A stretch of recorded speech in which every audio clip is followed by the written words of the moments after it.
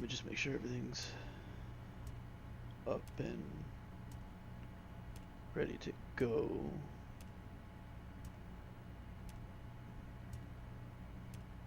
Still trying to get the hang of all of this. Logisticals, whatever you want to call it.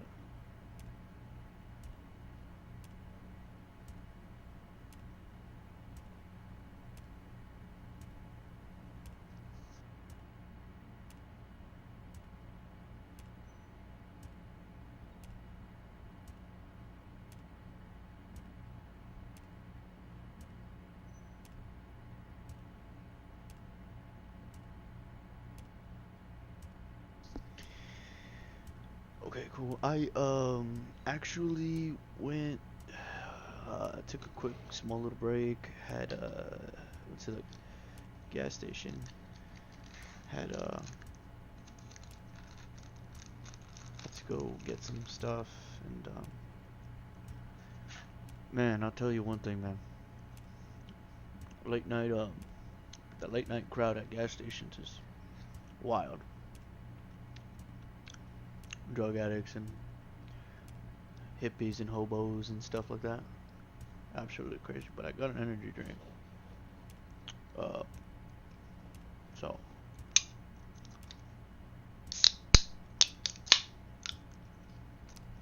I did that in front of my mic on purpose.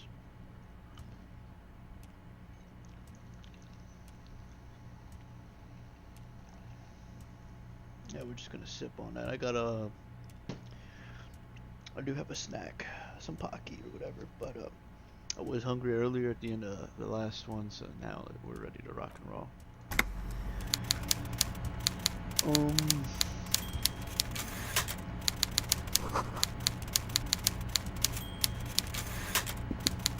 Before you is a walrus of a man seated behind a large desk. He looks up from his work, not the least bit surprised to see you. Interesting. Okay. With great effort, he straightens himself up in his chair, yet says nothing. He simply stares at you. Welcome, Mr. Dubois, Mr. Kitsuragi. It's good of you two to stop by. Please, have a seat. I'm Everard Clare, head of the Debarders Union here in Martinez. I'd offer you my hand, but unfortunately my health prevents me from getting up. You understand? He looks extremely comfortable. The tiny folding chair, on the other hand, looks like a torture device. You go ahead, detective.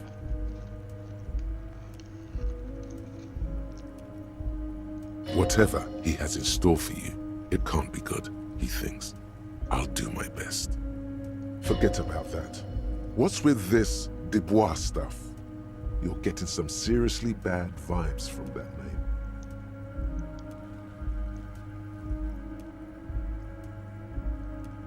Excellent, Mr. Dubois. I can see that you're a reasonable man, and reasonable men can be of great use to one another.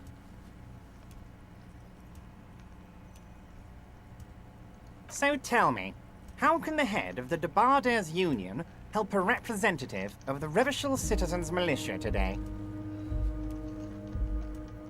Is that what that means? Okay. The chair is incredibly uncomfortable. Fortunately, your ass is made of iron, and That's the cool. chair is made of wood. Iron beats wood. You manage not to shift around too much. God damn. Oh, by the way, I heard you got a rather rude reception from a certain Lawrence Gart. Some people have no manners, it pains me to say. This should take care of that nonsense. It's absolutely comical. It should be sufficient to cover your expenses for a few days and patch over your differences with a cafeteria manager. Go ahead, take it. Wow, that's 25 real. That's good money. You need it.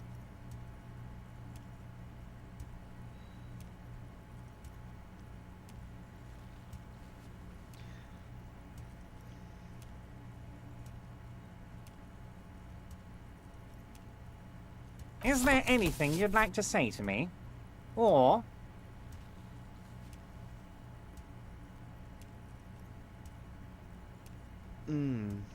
I'll take your money, but I'm not gonna... Nah, I'm good, bro. Cool? I wouldn't go that far. I'm sure there are cooler things than delivering a comically oversized novelty check to a cafeteria manager. But, sure, if that's what's cool nowadays. Now, I'd like to set your mind at ease about one other matter. Your lost gun. Let me assure you, Union people are on it as we speak. I've got my best hounds looking for that lost gun. His slug-like lips move, but all you hear is an echo. Lost gun, lost gun, lost gun. The world is swallowed by a black hole of fear. Only 2 words escape its gravitational pull. Lost and gun. Are you all right, Harry? You seem anxious. Don't be. Everything's going to be all right. It's not like you left it loaded. You didn't lose a loaded gun. Local children aren't out there playing with it right now, pointing it into their own mouths. It's in a safe place. I just know it. I have a feeling everything's going to be all right. It was loaded. There were 2 bullets in it. You always keep at least 2 barrels loaded.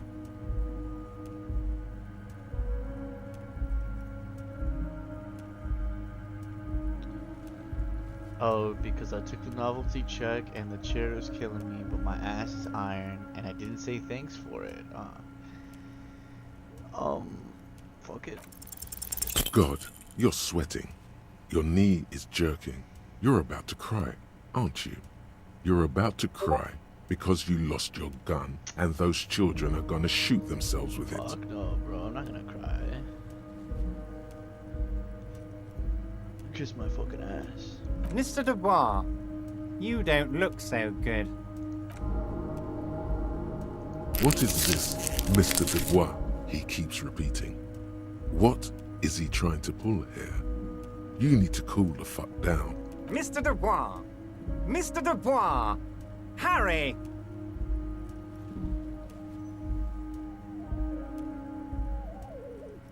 Mr. Dubois, are you okay? Can I get you a glass of water or something? Are you having some kind of medical emergency?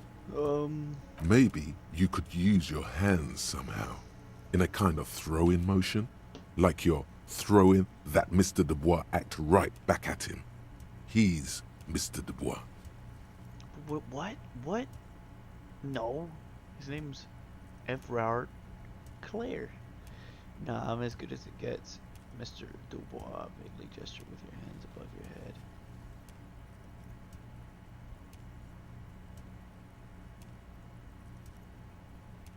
Don't be dramatic. I can see your condition isn't terminal. What an odd demonstration of... you got me, Harry. I don't even know what. As entertaining as it was, I'm afraid we're wasting our time. And I... Okay, enough. We are here to ask you some questions pertaining to a murder investigation. Quick, here's your window. Get yourself together and ask him questions. Police officer questions.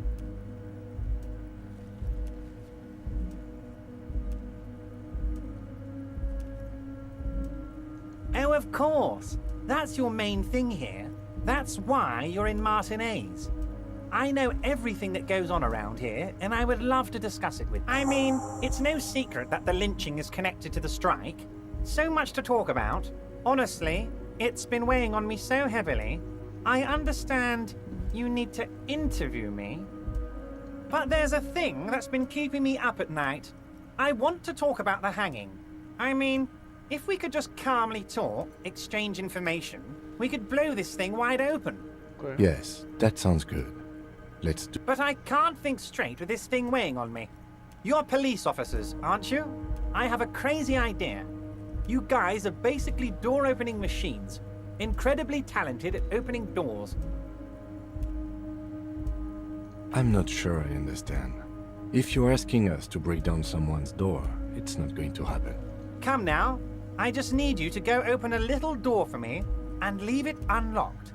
A simple thing. Absolutely nothing shady about it. Does this jiggling ooze think he's going to use you? He's got another thing coming. Play his game, son, with your eyes peeled. He's going to slip up, and when he does, you're going to come out on top.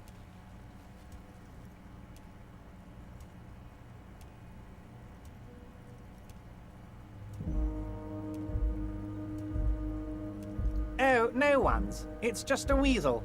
A weasel lives there. Nothing for you to worry about. Fantastic, my friend. Just let me know when it's done and we can take our friendship to the next... You can get the key from Manana. He's down by the gates. Manana's like a free agent in the Union. Special operations. Hardened socialist. A real free thinker, too. He'll tell you precisely where the door is. One last thing, Harry. Just open the door. You don't need to go in or anything. I just want that weasel to come home and see the unlocked door.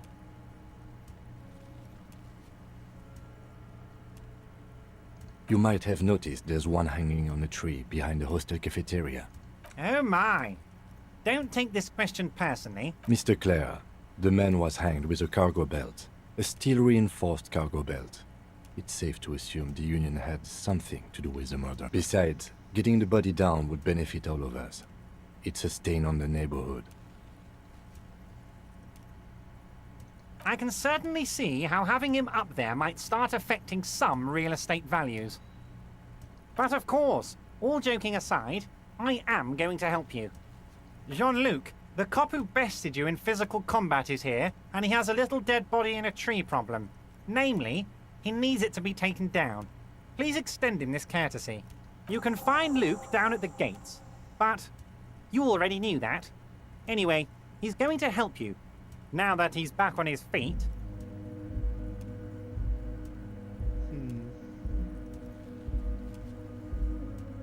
Yes, your lost gun. My best men are on it. They're turning every stone. Your gun will be found, Harry. Let me assure you of... The only way to find it seems to be working with him. He might even be holding your gun hostage.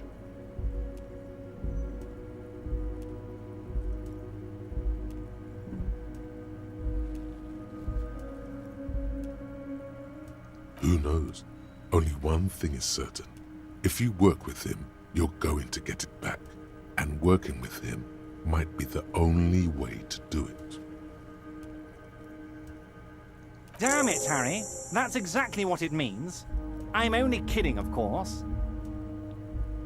He's not. He is not. Oh wow, that's so funny. Of course. I understand. We help you, you help us. Wait. You need this to get in and out through the gate.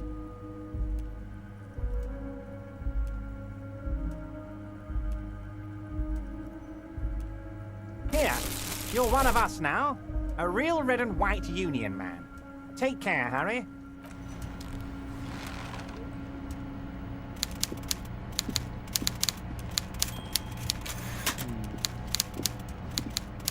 What is this? Gotcha. Can I level up? Oh, I can level up. Oh, that's not what I meant. That's not what I meant.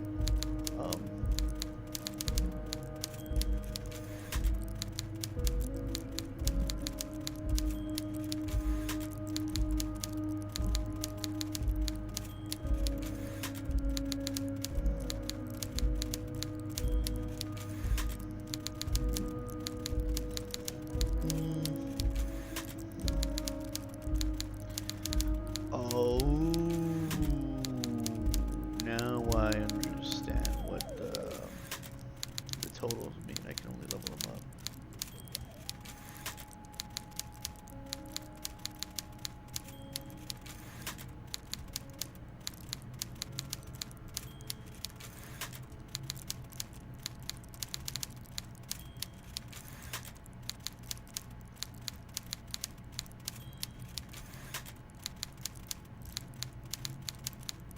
I should level up my endurance.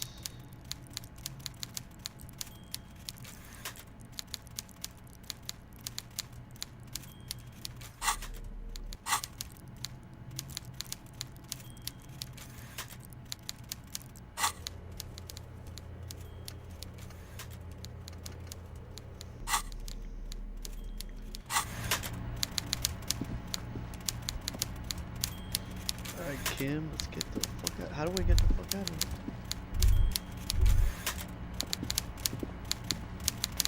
Oh, the stairs. That's right.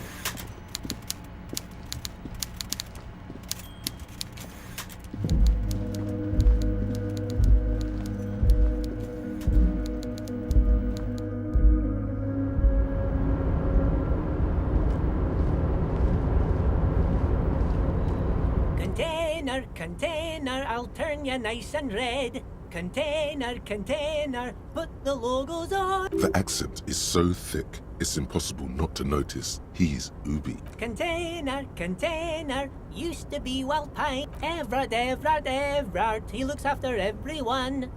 I see you are not a union man, mister. Did you get lost? You're not one of them scabs, are you?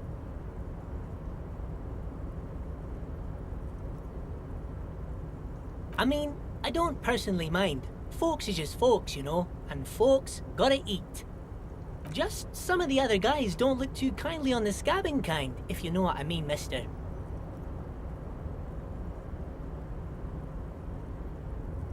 Oh, that one. That should be empty as far as I know. Lots of containers here have nothing in them. They're just waiting to be loaded up. Oh, most of the guys are down at the gates, keeping the scabs. We're on a strike. The whole union is. You don't have to work when you're on strike. Ha! We haven't worked for 2 months now. So no one is working? Not everyone is down there, of course. Mr. Everard is in his office, where he always is. And Jean-Luc is guarding the gate. But Titus and his boys got into some drunken trouble and Everard sent them on a nice vacation. For a week or so. Oh, I'm not really supposed to talk about that. That's him and his boys stirred up something in town. Probably drank too much and got into a fight or something. I heard Mr. Everett telling them to take some time off. Okay. I guess the boys got a bit too rowdy and had to let out some steam. I don't really know the details. That's just how boys are, you know. I haven't been in a fight since I was in middle school. Easy, Leo. Let's keep this on the hearties.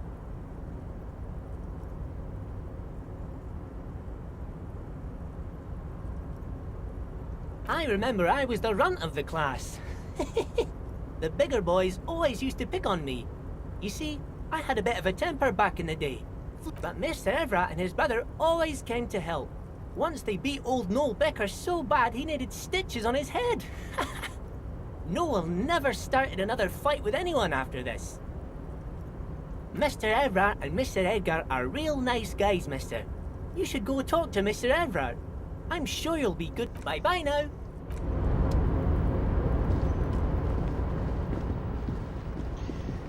Come on, Kim. Let's get the fuck out of here.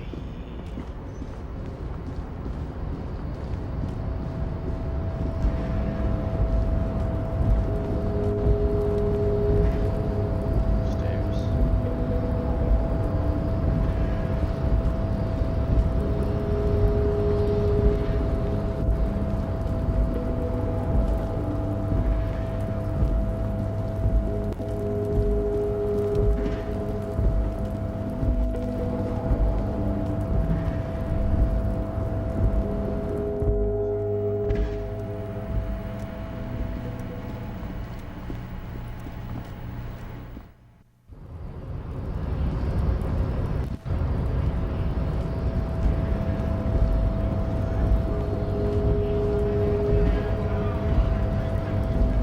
So, how'd you like our harbor?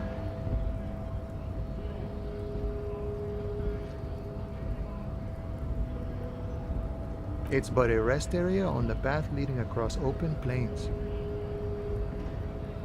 Right, you talk to the boss, eye to eye, like men of the plain. If you have any more questions, I'm set to talk. A key, huh? What door is this key supposed to open? Oh, say no more. I got you. I got that key right here. And let me tell you, it's mighty good of you to help us out during the strike. Working class solidarity, as they say. Wait a minute. I don't want to be on this side. I want to be on the the evil corporation side. I'm a hustle grinder.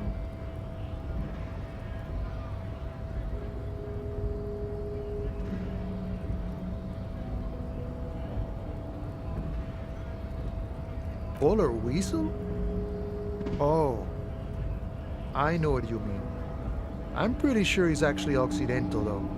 What you're looking for is a basement door behind the greenhouse. That's behind the whirling and rags. Oops. That's all I know. Our organization is what you call compartmentalized. Means we keep out of each other's business. I didn't mean to pick the racist Okay, but option. where did you get the key from? The janitor gave it to me. Nice fella. We talked about life and things that really, truly matter. None of this mess we're in. This jiving and juggling. What's it for? To feed our children, I guess. I'm more of a philosophical dock worker. Oh my god. I like to talk about the big picture stuff. Who I am, who you are, what we are fighting for. The mercenary, eh? Who could have killed him? That's indeed the question. Why even do such a thing? The man whispers a jaunty tune. A coastal breeze ruffles his hair. We're negotiating our share. Aye. This stuff, they already covered.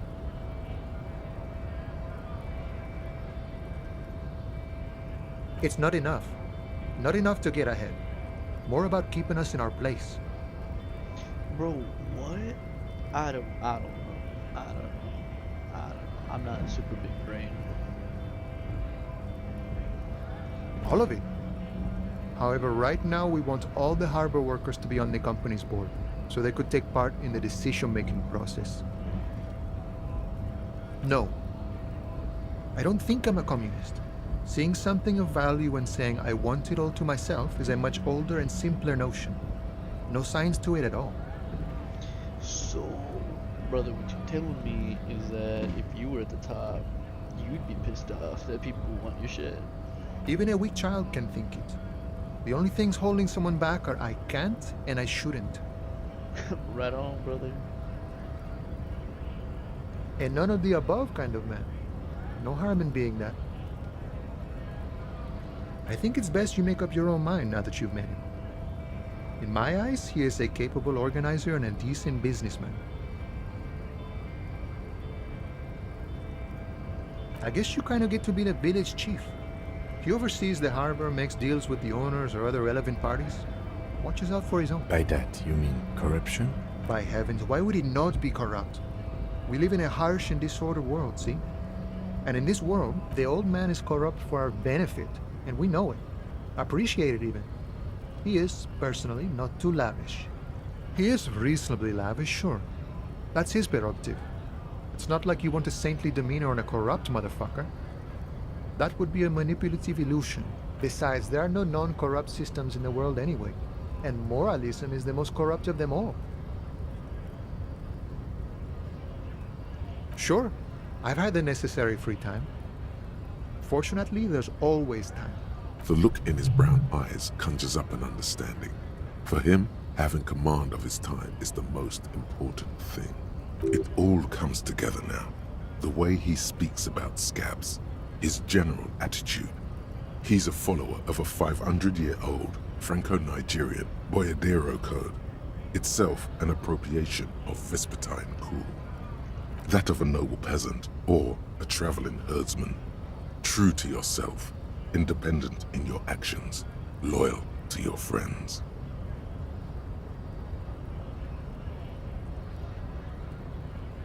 The man sits on the railing, his hands reaching far and Done talking to you, brother. Maybe I just wasn't paying attention.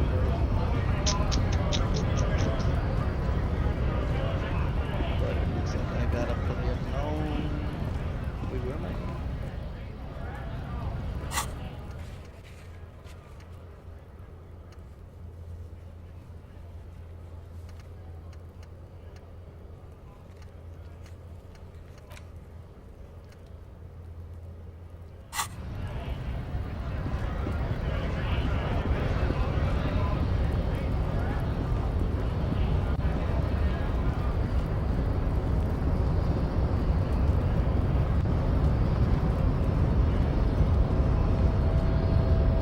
not presume this has drastically altered our race dynamique. Our personal dynamique has changed a little.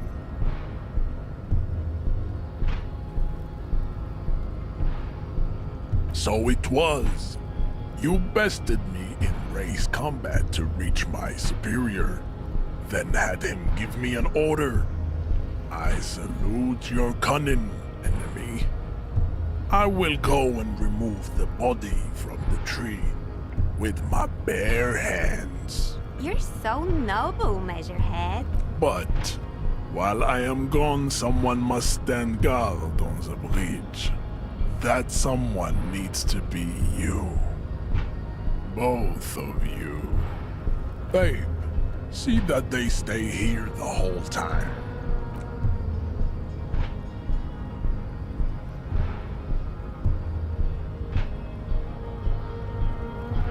It's not a very good look for us if we're guarding the gate. The woman's gaze follows Measurehead as he leaves. So, you guys are like cops or something? Have you ever thought that maybe things should go to shit? I'm Katya, by the way. You hear that? That sound. He's breaking something. Yeah, Jean-Luc must be really tearing it up over there. I wish I could see it.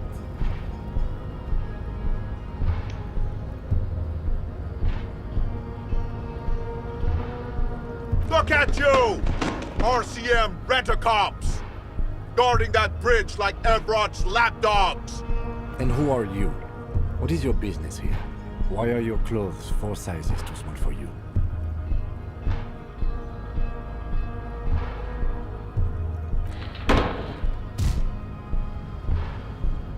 A shrill laughter interrupts you, echoing across Martinez. Then, the man turns to look behind him at the behemoth appearing around the corner, approaching him, walking past him.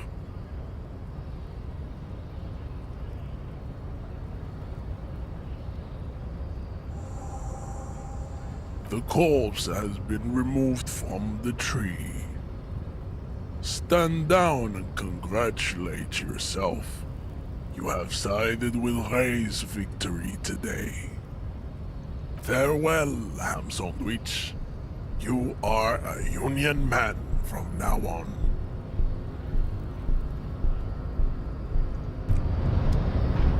Everybody, thank you.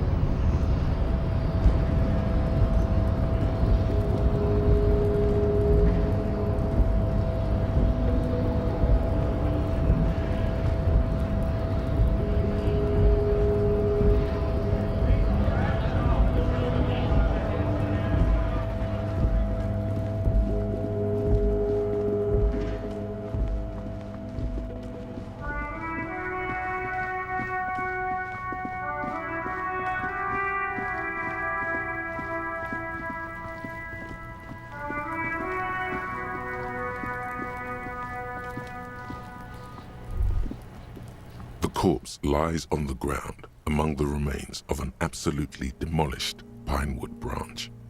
It's gently laid on one side. Mr. Measurehead has done a good job. Nothing is too broken or compromised. The victim is yes. 1. Investigation of the scene. 2. Initial examination of the victim. The fuck are they on about? Cop's gonna cut his shit up!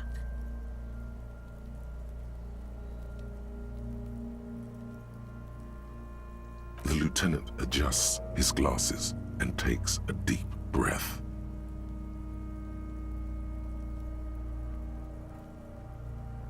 Come on, officer. You know what a field autopsy is. You've done 100 of them. Unfortunately, no. Well, I'm not gonna cut this dude up without any gloves. Let's not go glove hunting, please. Let's use division of labor. I perform the anatomical side, while you take notes. In your paperwork, officer, just fill out the field autopsy form. You've lost your paperwork, haven't you? Fucking runkari! He's afraid to say it. Man up, pig. You're embarrassing, Kuno. Somewhere else? Officer, what haven't you lost?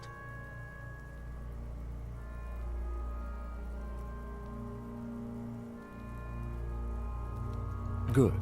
Otherwise you would only have one shoe now. I can give you my paperwork. There's an autopsy form there. Several actually, but only if it helps move things along. Right. The autopsy form is near the end. The dead man stares in silence as you crack open the ledger.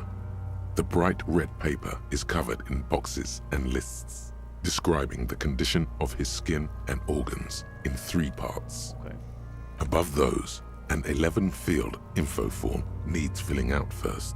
It begins with, That's you.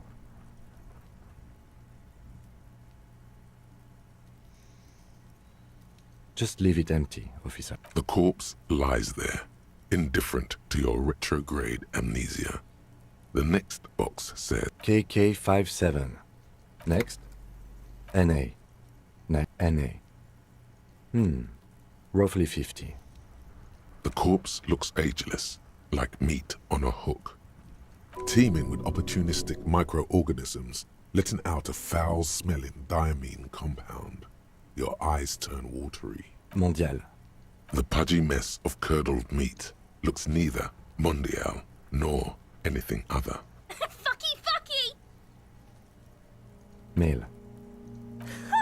Pigs can have sex.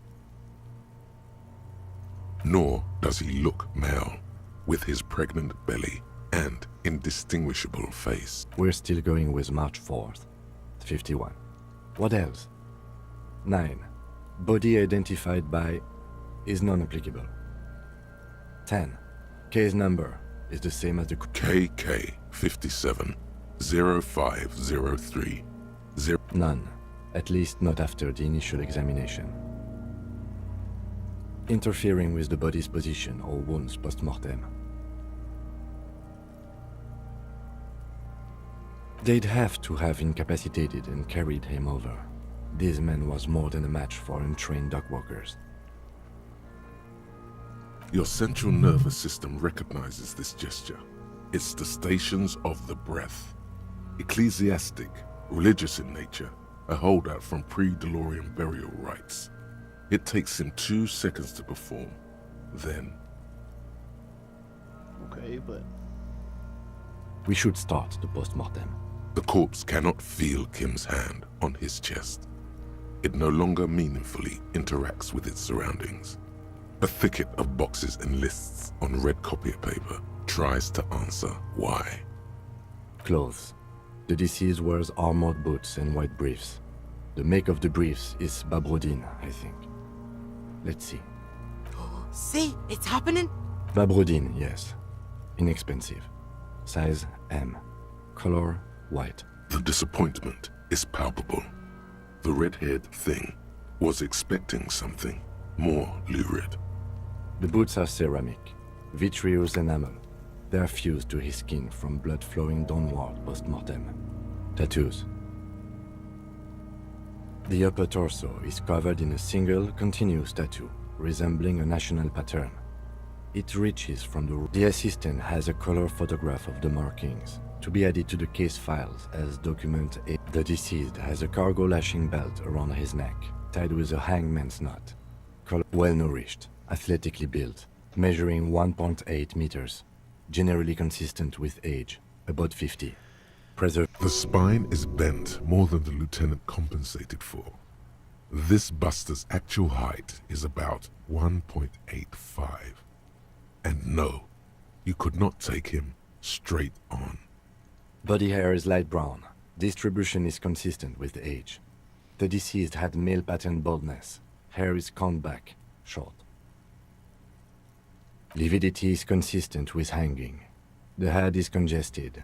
Contusions are present on the head. Fucking low velocity. You think Kuno doesn't know what you're talking about? Velocity was fucking max. Talking shit about Kuno's velocity. In addition, there are bite marks on the face, scalp, and chest, consistent with predation. Ligature mark. The steel wiring. There's too much of it. We need to remove the belt so we can get to the ligature mark. We get chain cutters, then try with those. I have a pair in the toolbox of my kinema. Damn corpse. We had a good rhythm going.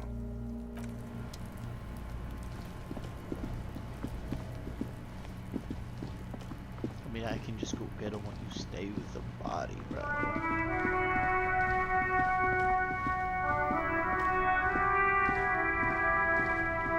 Inside, you see a set of steering levers, a radio microphone, a pull-out toolbox, and the soft glow of the fuel preheater gauge. A metallic drawer slides out from under the seat and clicks into place. Take what you need, officer. It's going to be a long case. I'm not protective of my tools, like some men are. The handles are long and sleek. Snap, snap. It's robust. Weather lets you see things in the dark you would the pry bar, cold and heavy. Like useful for opening ores. The pull-out toolbox slides back. Sweet, okay, cool. Now we got weapons.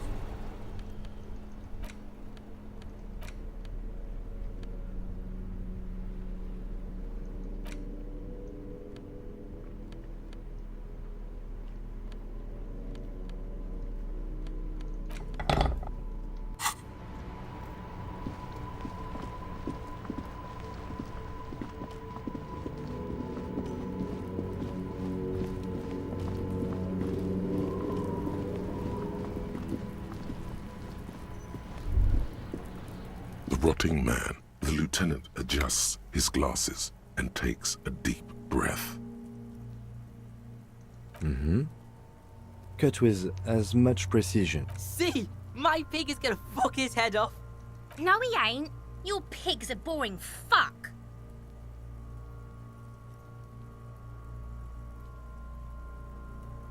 The belt is equally tight around the whole circumference of his neck, swelling over the edges like white bread rising from the east. After some deliberation, you sink the cutters into the knot tying the belt together. You squeeze the rubber handles together. Snap! The knot is slashed. Another cut and the belt falls apart like a flower bouquet, revealing the dead man's neck and the dark red ligature. The rope rises to a point, leaving a gap in the ligature mark. The suspension point is in the back of the neck. As it ought to. This is where its grip on the curdled meat is gentlest. Hemorrhaging is observed on the skin, above and below the ligature mark. The mark is well pronounced, consistent with a drop from 1 or 1.5 meters. Chest is intact, normal contour. Abdomen is protuberant, pelvis intact, genitalia.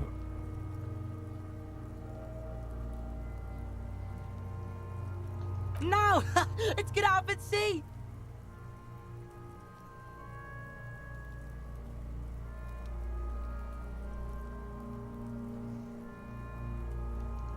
I fucking knew it! Genitalia is male and unremarkable. No evidence of injury. Back is symmetrical and intact. Upper and lower extremities are intact, but asymmetrical. There are combat injuries on the right hand, thigh, and hip. Bullets have bitten little pieces out of him. It must have been excruciating, especially the hip. Before you is a temple of pain that knew little tenderness in life. In addition, I see smaller, residual scars, too numerous to count, covering about 30% of his skin. We have a real museum here. Of battles, wars. Last item, hands. The hand is surprisingly heavy to lift, filled with decay liquids. Feels as though it could explode if squeezed. Hands are clean. No sign of injury from struggling. Ooh. That's all for the external. Well done. What next? Central nervous system. I have nothing. Do you have anything on this man's central nervous system? You don't even have a joke. Musculoskeletal. Purge fluid is coming from the mouth. Not injury related. I think... With his eyes almost closed, the lieutenant puts his hand on the dead man's throat and begins to massage it, gently. A rotting smell erupts from the mouth. Purge fluid runs down his lips, black and viscous. Yeah, jack that fucker off! The hyoid bone is fractured. The rest of the musculoskeletal system is intact. A respiratory system. He's really doing it. The dead man's teeth cut into his gloved hands. Jesus. Oral cavity shows no lesions. The victim has received dental implants, possibly after a combat wound. Mouth swollen, hemorrhaging present in mucosa of the lips and mouth. No scream, no sigh of relief rises from the darkness inside. No, you don't. You can keep it in. You can keep anything in. You manage to suppress the contractions trying to enter your stomach. Hemorrhaging present in mucus. Hepatobiliary, Na. Same for toxicology and serology, Na. Cardiovascular. The body exhibits heavy lividity. Blood has gathered in the gastrointestinal. Digested semi-solid food in stomach. Voila. What's next on the list? Let's see. We have bite marks, head, chest and scalp bite mark injuries. And your opinion, officer? Agreed. Next injury? So, the scalp bleeds from a post-mortem head injury, a stone. The injury does not have the rim of an early inflammatory response. The perpetrator on the scene has confessed to causing it post-mortem. At maximum velocity, fucko! Has confessed to causing it at maximum velocity. Coagulated blood sticks to his scalp and chest, where the countless stones have hit the dead man. Beneath, the description of injury. 2 boxes. Right. Next, a dark red abraded ligature mark encircling the neck, with a gap on the nape measuring, let's say, 7 centimeters. The hyoid bone is fractured, the cervical column intact. I see hemorrhaging on the skin, above and below the ligature mark. Depth of the mark, 1 centimeter. No signs of clawing on the neck. Below the note, 2 customary boxes wait to be ticked. The man's head jerks to the side. The ring around his neck is visible. What was that about no clawing around the neck? You'd be clawing for your life.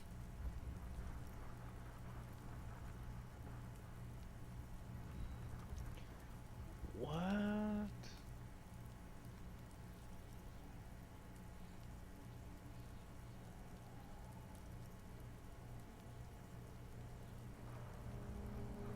That's it. We have established cause of death. It's not much, and it leaves much to be questioned. But it's a start. Let's wrap this up. I pronounce this field autopsy over. Now we put him in a body bag and I drive him to Forborg for processing. The lieutenant looks at the dead man one more time. You tilt your head, also looking at the corpse. Jesus Christ.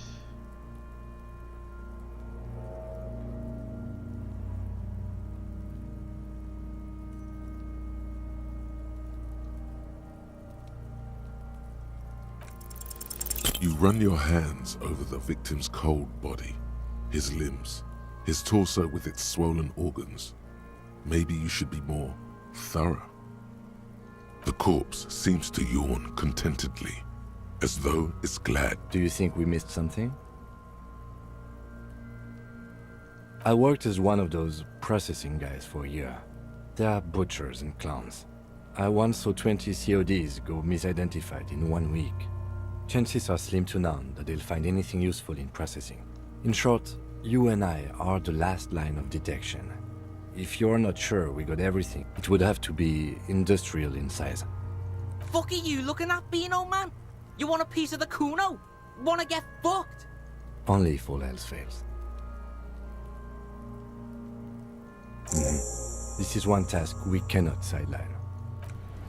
No, just take him away. I don't want to do. The man is The lieutenant adjusts his glasses and takes a deep. If you think so, officer, I need a little help for carrying him to the holding pen of my kinema. I'll take it from there. It's too late to take him into processing today. I'll take him first thing tomorrow.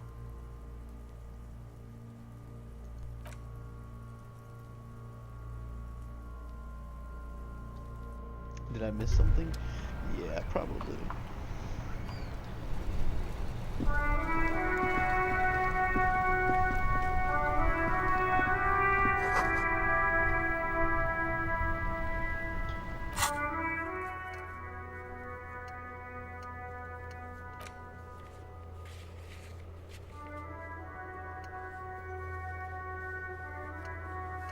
I need to find my goddamn badge.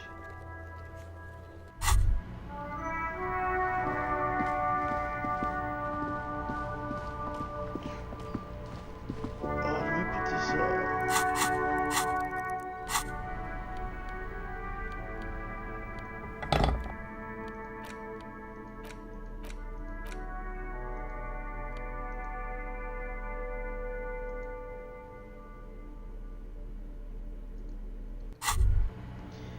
Keep it a bug, dude. I don't know where that's at.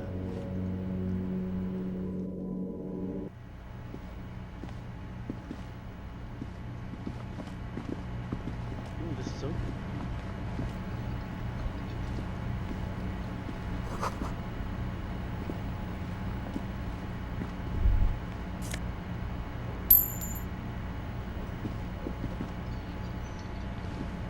A thin man is smoking below an exhaust hood, occasionally sipping. As you step in, he nods toward the table and says something in a... It must be his name. Garancy. Garancy, Quebec. Sounds representative. The man puts his cup down and replies something, his left hand drawing arcs in the air. He smiles and bangs his ladle against each of his pots. You see a heavy steel door with a prominent dimple lock. It's painted blue. You do? It's a door in the back of the kitchen. Why do you care where it leads?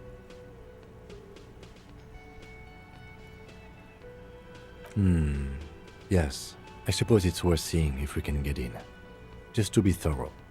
As a side investigation.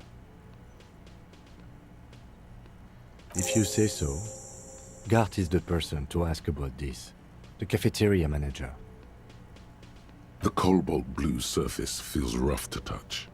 The stainless steel door is flush. The door does not budge.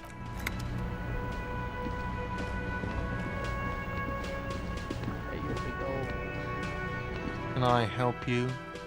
Yes, have you got it? You must be joking, right? You come here, trash everything, and now you try to pay with a novelty check? This isn't a game show. I'm not going to accept it. You owe me cold, hard money. I want to see... Damn you, Fat Everard.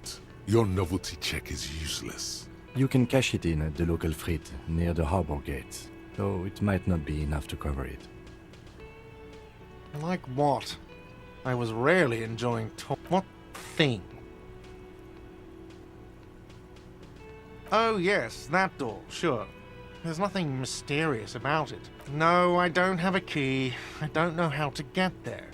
And I don't care either. It's not like I've been wondering about it for 10 years. Or some boring storage space with a bunch of old junk.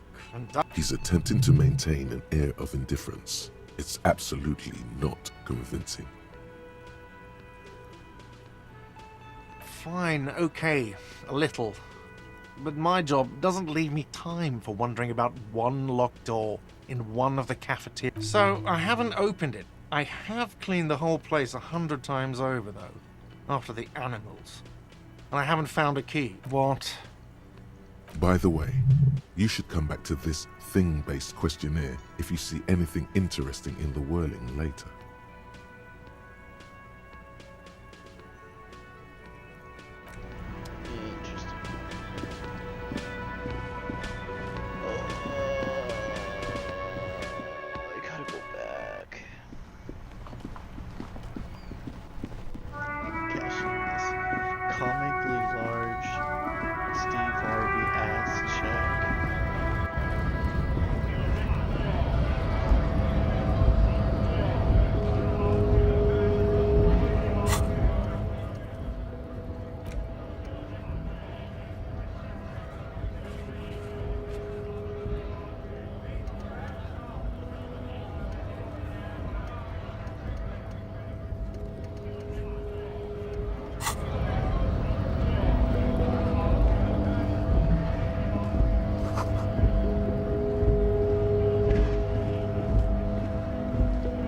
lorry stuck in the traffic jam. The windows are clear. They've been recently washed. You can see a lorryman's cabin, with the back end of the cabin as a small perch to sleep. Large... Racist nationalist paraphernalia. Not unusual in this part of town. This is our guy. The driver has adorned his space with a substantial collection of peculiar... Likely, yes. This guy's proud of who he is. Drapes it all over his machine. He was acting tough before. This probably scared him a bit. Who knows when it will come in handy? A slightly scared, racist lorryman.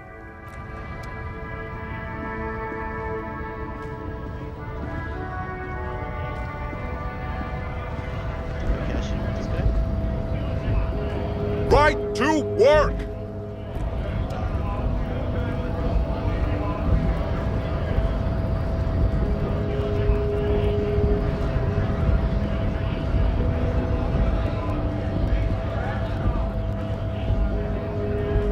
Yes?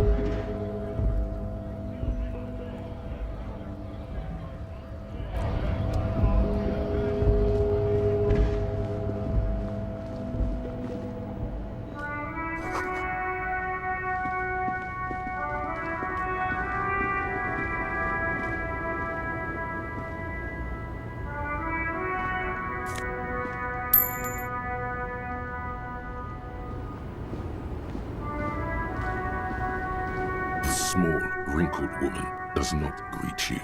She nods along. No response. Wherever this woman is, you're... Wait. She's just a distracted old woman. Better to leave her alone.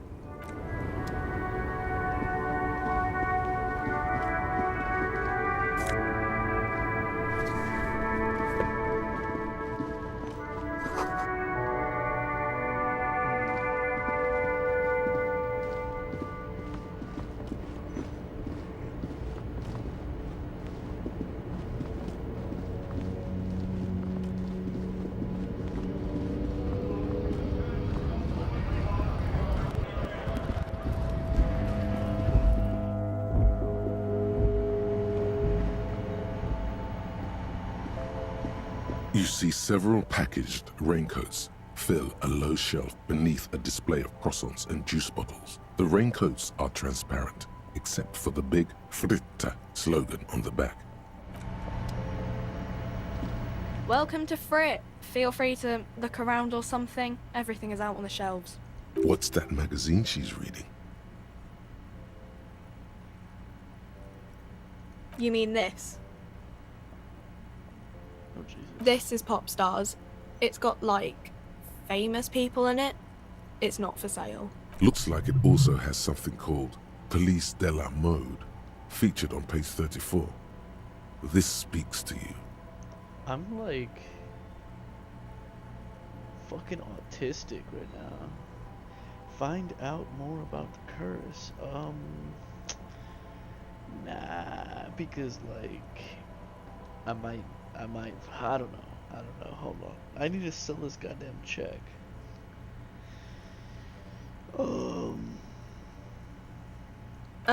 It's where they rate different outfits famous people wear. It's kind of funny. They're kind of mean. It's about who's the most stylish. No. I don't like it. I hate it. We are not the fashion police. We're the real police. Okay. I'm not really supposed to be chatting to anyone, but... wow. I didn't know you worked for the union, sir. Anything else I can do for you? Blow the whole thing on speed and gin right now. Speed and gin. Great combo. Ask some local dealers, maybe. A warehouse? I don't know. Maybe. I don't really care what Frit does. She looks up from under her brow. Fine. Frit doesn't have a warehouse. Just a little back room here. Okay?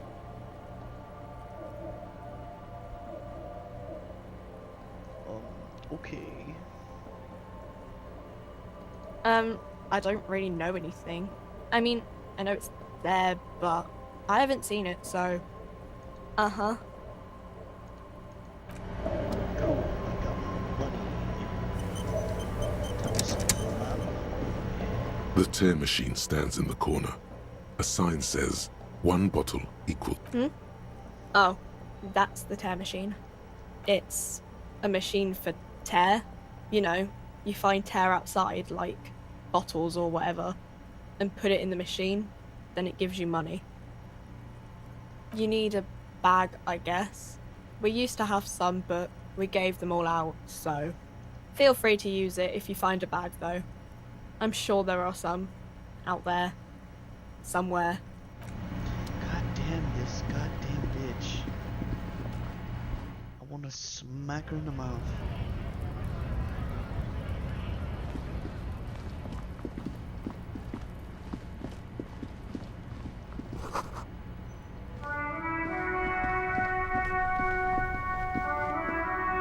The RCM in Martinez.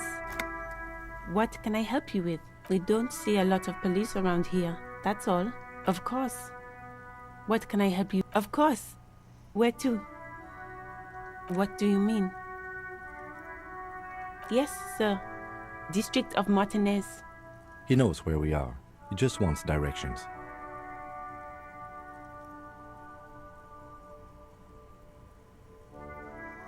It's just water. No, actually, I think they call it the Martinez Inlet. No problem.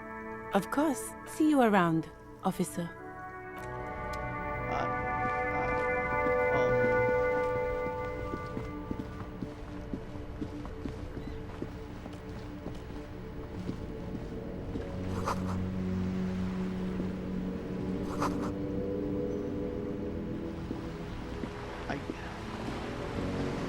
It's back. Fucking bag over there. That's what I was looking for.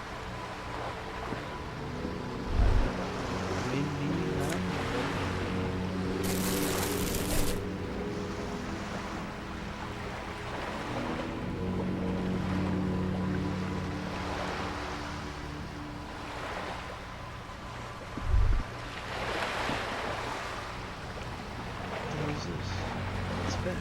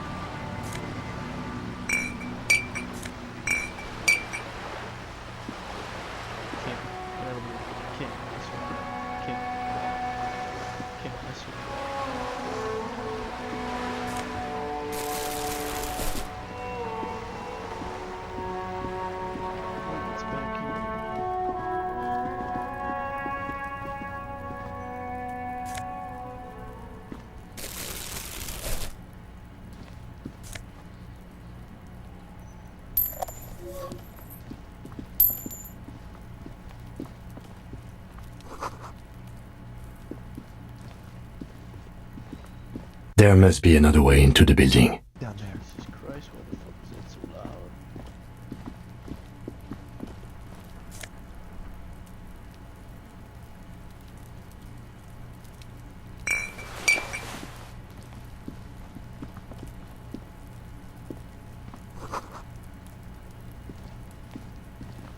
This must be it.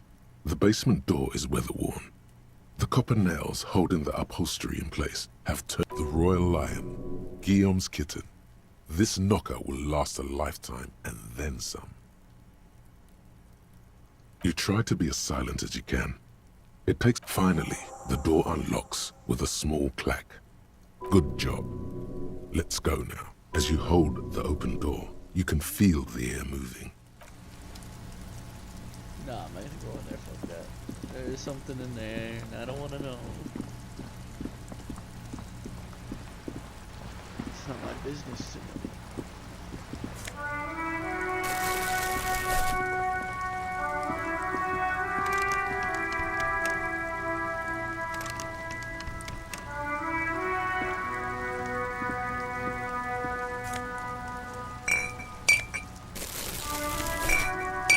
Look at me when I'm talking to you. The streets will flow red once more. The streets will not flow red with anything. Who are you? I'm Cindy the fucking Skull. What else do you want to know? Date of birth, blood type, the last time I was tested for Hep C. Jesus H. Ask away, pigman, but I don't promise to answer. The lieutenant is desperately searching for another handkerchief. Hatred, disgust. It's difficult to tell which of the two is more present in her girlish features. The woman on the boat does not notice her staring. That is on her. Someone's got to keep an eye on a first-name basis with her, are we? Piggy's moving up in the world. Have you got a crush on her? Aching for an opportunity to defend her honor? Dude, I will smack you in the mouth.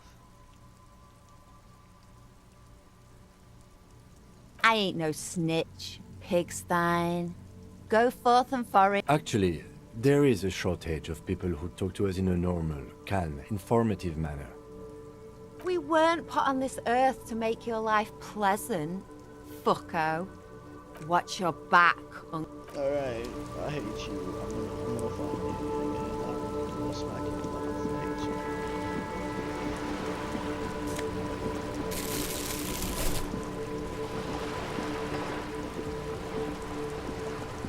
I don't have a badge. I can't talk to this lady.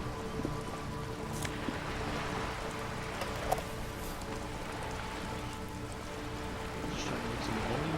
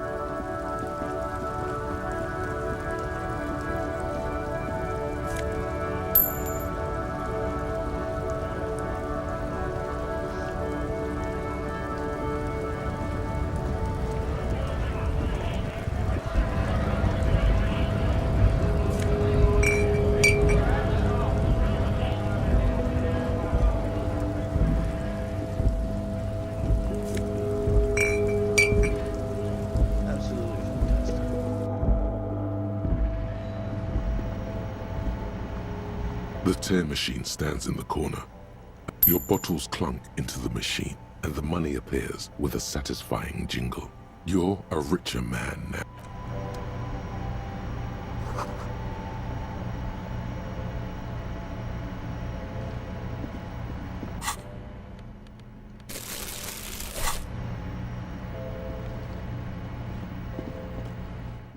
$2.90. This dude told me I owe him $100, bro.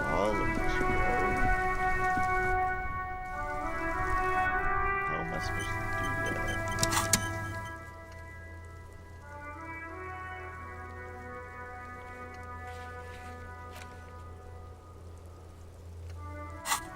Yeah, let me go back to talk to that guy. Maybe he can give me more money.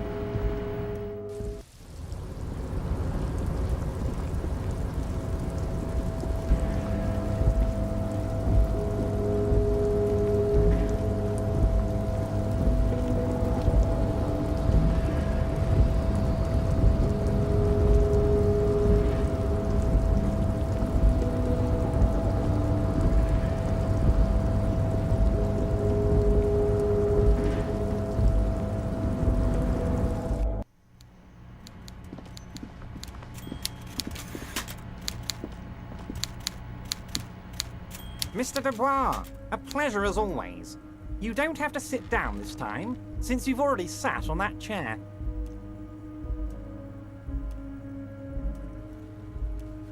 I'm very glad to hear that, Harry. One question. You didn't actually happen to stumble in and see what's inside the apartment, did you? Oh. You're right, Harry. You only had to unlock the door, which you did. So we're all good here. Now let's get down to brass tacks. It's time for men like me and you to figure out who's killed who and why. Real police work is gonna start happening now. I promise you, Harry, this is gonna be good. By now, I'm sure you've figured out who the dead man was working for. The bad guys. Wild Pines. Sent to scare us. Another violent measure of the top hats against us flatcaps. Harry, this strike is the culmination of many, many mistakes made by the Wild Pines group. They tried to shut the strike down by sending in armed mercenaries. You mean our victim? A security contractor? Can you imagine that? Workers standing in peaceful protest, united in the spirit of fellowship, and they send hired killers to mow us down with machine gun fire? He performs a motion as if spraying bullets from a machine gun. I'm talking beasts. Hardened killers from proxy wars in Yisut, Semenine, Santa Maritza, you name it, they've... Those Senorita Pineapple people are scary motherfuckers. Decimating your state if you don't give them your pineapples. Everything they did there, they brought over here. They want to turn Revachol into a third world slum. Honestly, the only thing they didn't do is kill the village elephant. No, Harry, the elephant is metaphorical, and so is the village. But now, I haven't personally witnessed the brutalities out there. I have the luxury of staying in my container, you see. If I need to go somewhere, they just move my container. About my fun container? It's a hoot, Harry. But enough about me and my container. The killers the company hired, I think there were 3 of them. All hardened commando types. One of them got downright suicidal. Getting drunk, violent, a little rapey. Even their own negotiator couldn't control him. That's your boy. The one who likes hanging out. By negotiator, you mean Joyce? Harry, what you need to realize is, we dock workers are not pushovers. We got grit, Harry. This whole neighborhood does. Push us hard enough and we push back. And when we do, we push to kill. An entire neighborhood of killers. Potentially, Harry, potentially. We got arm wrestling champions, rowing club people, ex-coal miners, tough guys, all ready to spring into action for their home. There's a militant wing inside the Union. A group of people whose duties don't involve manual labor, but peacekeeping in the neighborhood, making sure everything runs smoothly. They're like you guys. Idealistic people who want to make sure bad things don't happen. And if they already have, well, punishment must follow. So these idealists killed our victim? One day Titus Hardy, leader of this peacekeeping faction, comes up to me and says, "Boss, socialist democratic fervor drove us to take it upon ourselves to kill this beast that was burdening the land." He probably worded it differently, but that was the idea. Sure sounded to me like they killed him. I gave them 2 weeks paid leave and told them to lay low to avoid retaliation. Aren't you worried we might arrest them for this? Oh, I'm not at all worried about that. These are not the kind of men who get arrested. They're Martinez boys, tough and gritty. I'd like to see the man who takes them in. Besides, I sent my lawyer girl to look after them.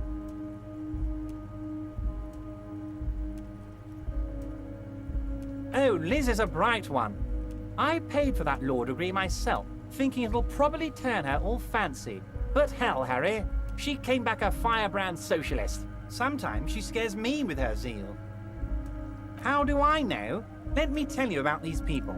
That's their MO. Last winter, some poor workers in Terminal E went on a little strike. The company sent in Sediment, a security contract. These guys turn up and start beating people. Tell you what, Harry, I wouldn't be surprised if we got the same mercenary company after a little rebranding. And I'm sure as hell not surprised to see an army of scabs under my gates. So you believe the scabs were organized by the security contractor? You said it. Hell, one of those guys looks big enough to take down that proverbial elephant. Boys like that don't just happen to show up during strikes. Oh, they are simply fine young men, all 7 of them. Exemplary union members, always working to advance their position in the local socialist democratic movement. Old Theo used to run them, but things really kicked into gear when Titus took the reins and named the group after himself. Interesting. Who's second in command? They're almost all of them great guys, born leaders. Whatever happened, I'm sure they only had the best interests of Martinez and Revachol in mind. Work with them. Hell, interview them. But don't fight them. They really are just like you. Men who like beer, women, and some order on the streets. You know what, Harry? I got a feeling they're gonna show up in full force tomorrow. The lieutenant marks something in his notebook. But of course, it's the least I can do for my good friend Harry. I'll do it right after we've concluded this talk. When you meet this Titus, tell him about this. See what he has to say. Also, Harry, here's 5 real.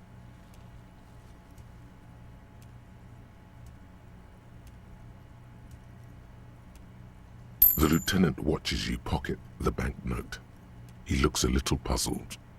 Good boy. A real team player. Now, do you have any more questions? I didn't take a bribe. Look, bro. I drink too much, bro. Was it a good talk? I'm not sure we made much headway here. I was hoping we'd bust the case wide open. Heck, I even wanted to tell you what I really want to achieve. I don't know what happened, Harry. I wanted you to feel like Mr. Martinez. And of course, I also wanted you to find your gun.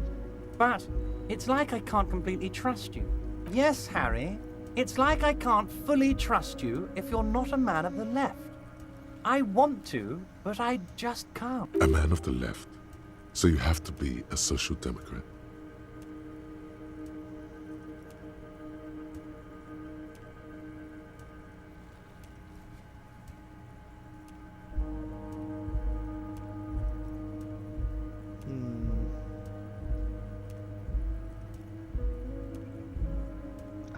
I'm a hustler. I grind.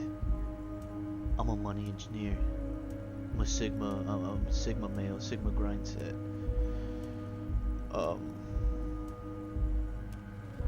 Perfect, Harry. That's perfect.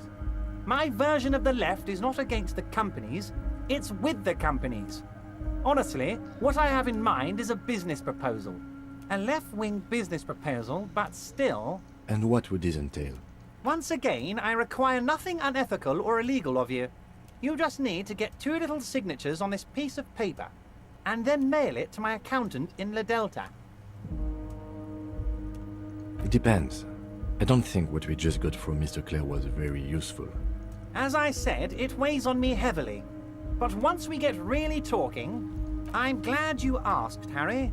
The Union is going to build a modern youth centre in Martinez. It will be righteous. We're gonna get those teenagers off drugs and on roller skates. Roller skating, not drugs, Harry. You like this. There's a nameless little street on the coast with some old houses around it. Most people have already signed. I just need 2 more signatures to get this mission off the ground, Harry.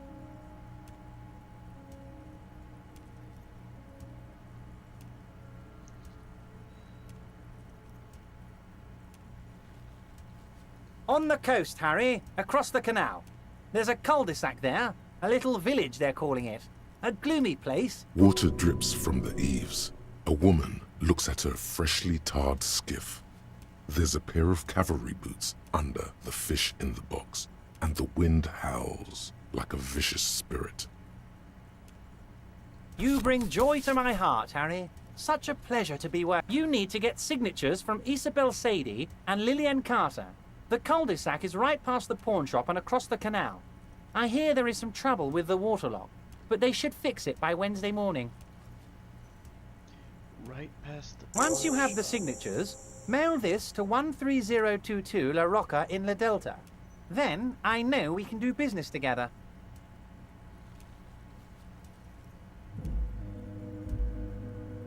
See you soon, Debarder. Just kidding. God damn it.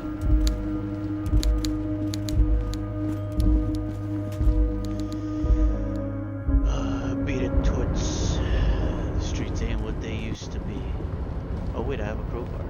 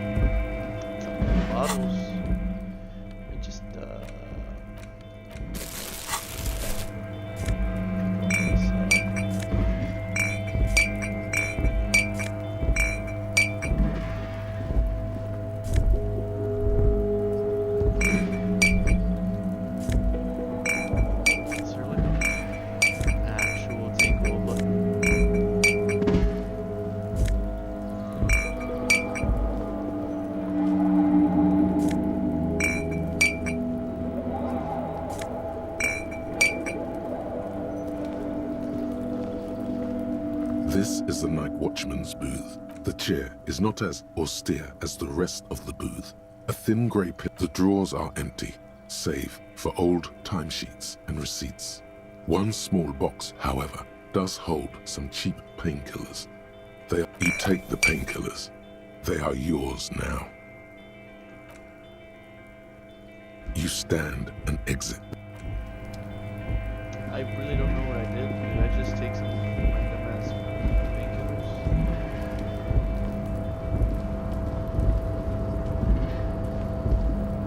I don't have any means of getting on unfortunately.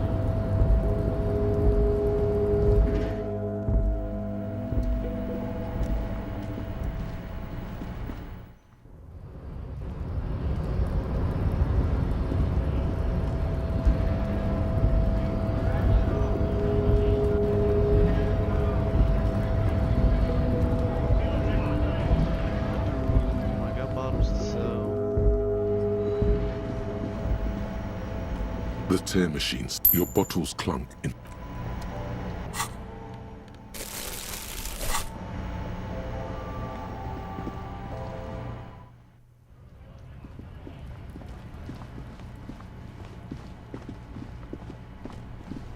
What did I go in here for? Pawn shop. Pawn shop, pawn shop.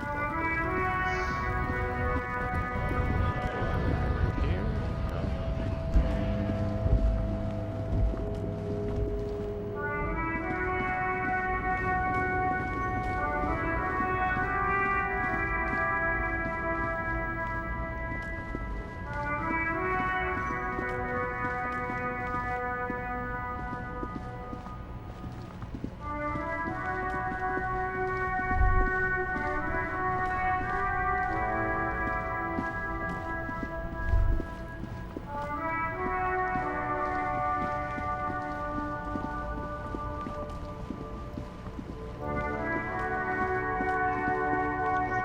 is here?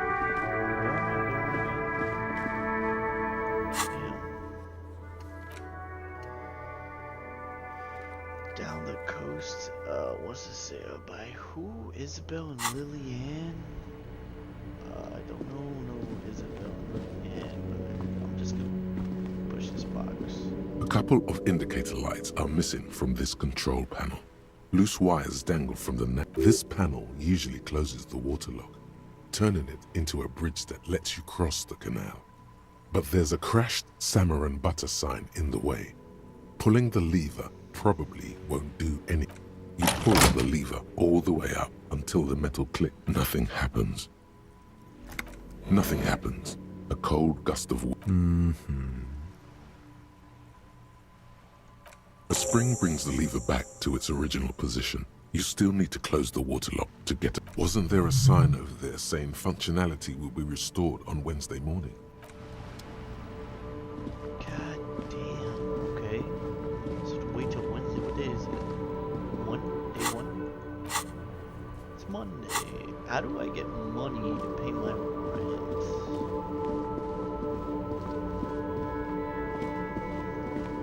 Everything's still cool here, officer.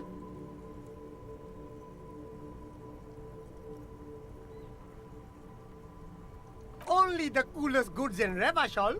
I've got sneakers, speakers, extremely comfy pants too. No need for discounts at ceilings, officer. Everything's already on sale. Anything for you.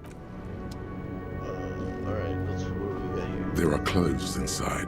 Cheap second-hand clothes. Don't be shy. These are You find your hands deep in tattered and faded garments made from weird polyester. economical, but also trendy. You find your hands deep in Economical, but also trendy. Look firsthand. 5 seconds. no good. All you can come up with are some treated wool pants. You can tell they're too tight around your No luck? Why not take another look, officer? Keep supporting the economy. Gucci. You got some You see ass two tread. lowly, defeated speakers, thralls, slaves, I can see you've a taste for luxury, officer. a pair of Faun Ultras. The design is impossibly sleek and simple. A futuristic Those sneakers, mister. Those sneakers are the latest Falcon sneakers. Super air, super fine, super cool. Only 50 real. only? That's madness.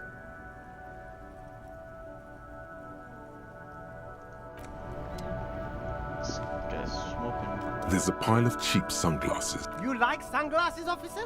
These are all boring. These are all first-rate sunglasses. Premium design, super material, very cool. UV resistant. These will definitely keep your eyes safe. No, I'm Gucci. Thank you.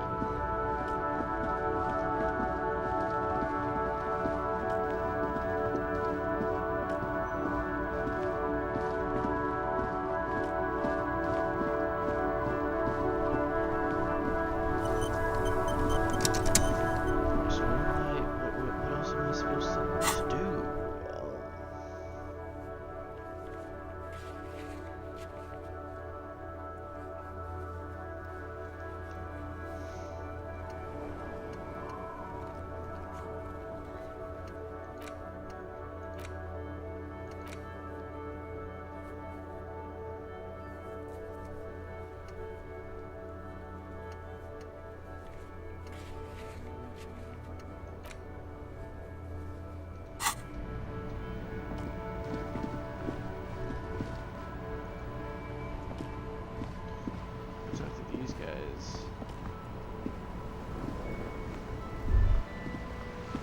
Life? Doesn't... I'll be with you in a moment, officer. Have you no shame? Whining about your back every time you bring out the... René, you're a man with a fork in a world of soup. Please, let's just try to enjoy... Look, in his hand, going into his mouth. I'm trying to, but you keep breaking my concentration. You're... These manly men are playing balls. This is a ball game. Grab a ball and play it. Don't ask. That's the spirit. Don't even waste your breath asking about the game. They wouldn't know anyway. They're way past their prime. Success. You are immediately surprised by the ball's lack of weight.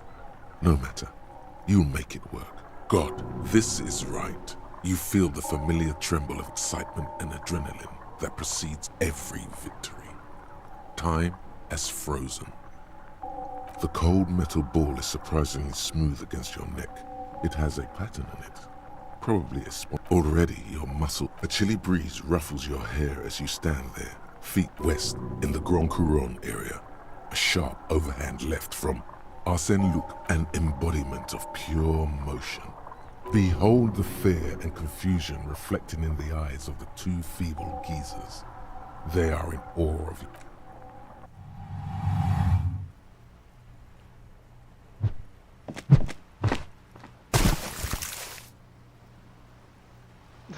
That shot put it in. Merde!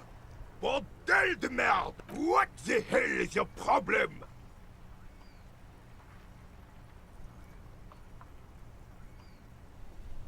I don't care if you are a cop. You do not just ruin someone's game. It's so goddamn disrespectful. A man his age getting worked up like that? Better watch that blood pressure. You vandalized our game, son. We can't play pétanque with 5 bull. Well, it damn well isn't. It's pétanque. You ruined a pétanque game. We want our bull back. Take it easy, René. This is just a misunderstanding. Of course there's harm done, you orange slug. You owe us a goddamn bull. Good. Mistakes are forgiven when men at least try to right their wrongs. I believe you will try. Now, why did you approach us? Yes, the Debardeurs Union pays me to stand vigil during the night. I'm an old man. Don't sleep more than a few hours every night anyway, and money is tight. She is nobody. This is none of The lady is Jeanne-Marie Beaulieu, and she sure as hell wasn't a nobody. Yes, it does. Unfortunately, I wasn't working that night. Been on a 2-week leave since last Monday. It's a private matter. Nothing... You see, officer, René is the kind of man would rather die than admit he needs medical assistance or, God forbid, sick it. I'm fine, goddammit. Mind your own business. It's his heart. No one. The bus has been unmanned since last Monday. No one has been guarding the container yard since last Monday. Yes. It's not... Look, officers. The container yard doesn't actually need a guardsman. Never had one before René. Monsieur Claire had that booth built specially for him. The possibility of someone being in there is enough to discourage any ill-minded individuals. Evrard created this job for René because he knows the Royal Carabiniers' pension of honor and PTSD isn't something a man can live off. A decorated Kingsman collecting tear reflects bad on the whole neighborhood. His words.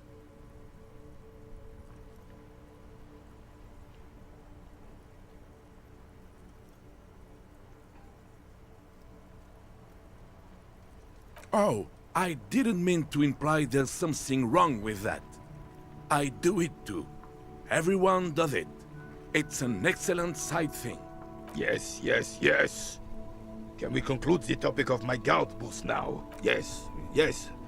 Like I said, I would be up anyway, so might as well keep an eye out. It keeps my senses sharp. I don't there's nothing else I can talk to these guys about that I know of. And I don't want to go back in the bookstore.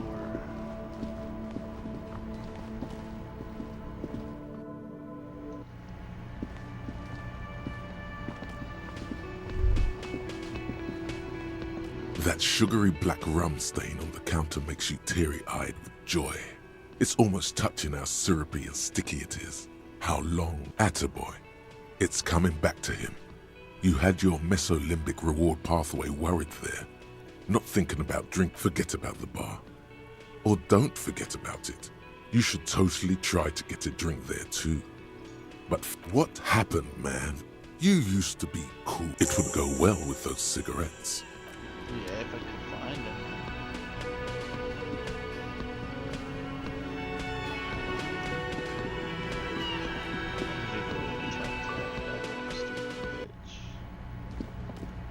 The door is closed. Still nothing. The lieutenant gives you. You should punch a fucking hole in it. The murmur in your... This door can only be opened as you hold the metal. You sense the warmth left there. The door is closed. This door can... As you hold...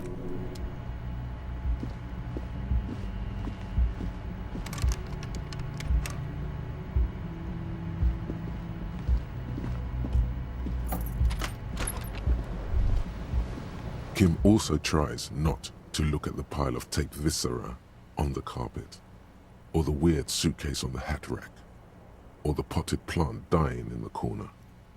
And by that you mean crimes against humanity?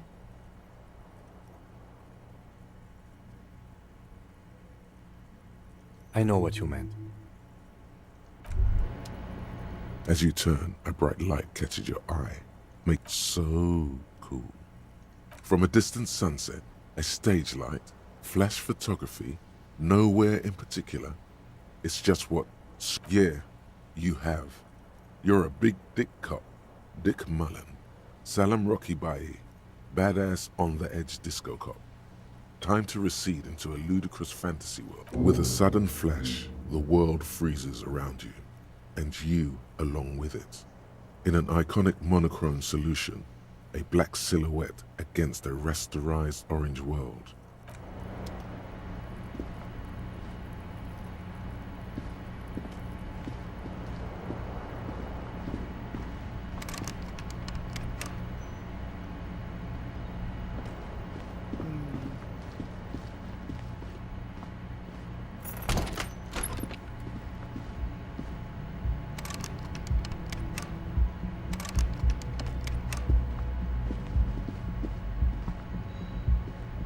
The door is closed. Still, the lieutenant gives you. You should punch a fucking hole in it. You slam your fist into the vinyl. It does not produce a hole. The door sits sturdily in the frame. And not to mention, great exercise. Stop that. This door, as you hold the... God damn. I wanna find that fucking hula.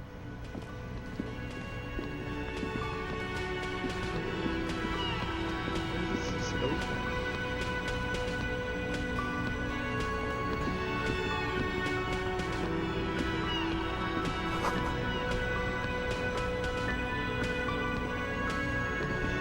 Can I help you? Yes, have you got a lot? For the room and broken window, 100 real. Yes.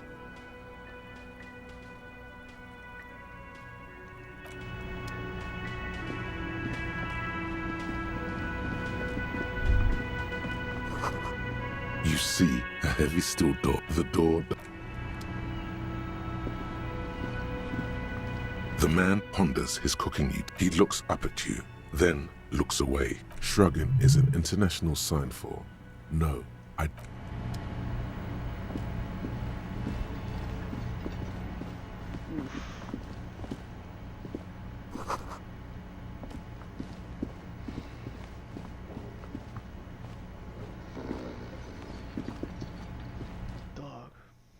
you know what? Fine. Because I genuinely don't know what else I can do. We loaded up the body, we just gotta wait till tomorrow.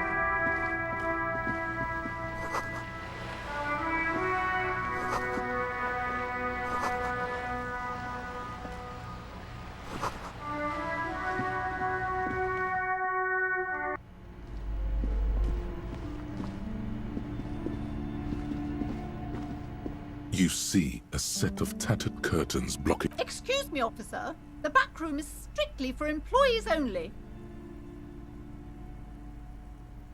Nothing. Now please go back to browsing the books. Don't you feel compelled to look at the books? Oddly enough, the more she tries to draw you away from the curtains, the more alluring they become. Just as you're about to pull apart the curtains, the Sir, don't touch that. I told you it's off limits for the customers. Yeah, but I'm like,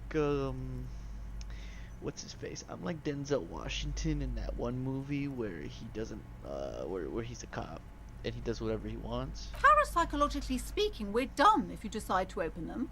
I won't be held responsible for the consequence. She looks away, mumbling. Why is everyone always messing with the curtains? Why can't they just buy books like normal people? No, it's just a storeroom for the employees, I told you. Now please step away from the curtains.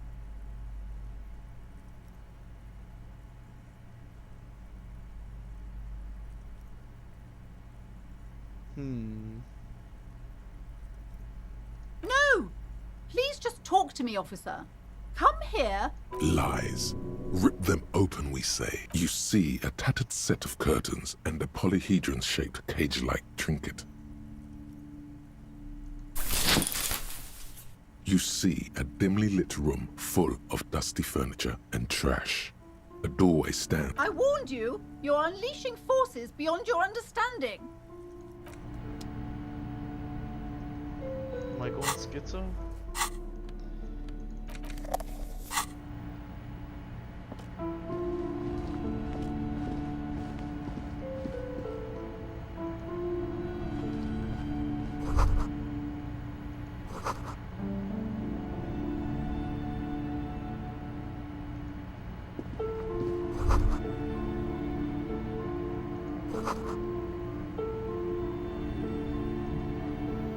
A heavy door with a missing handle stands before you, covered in dozens, if not hundreds, of little oddly shaped trinkets and charms.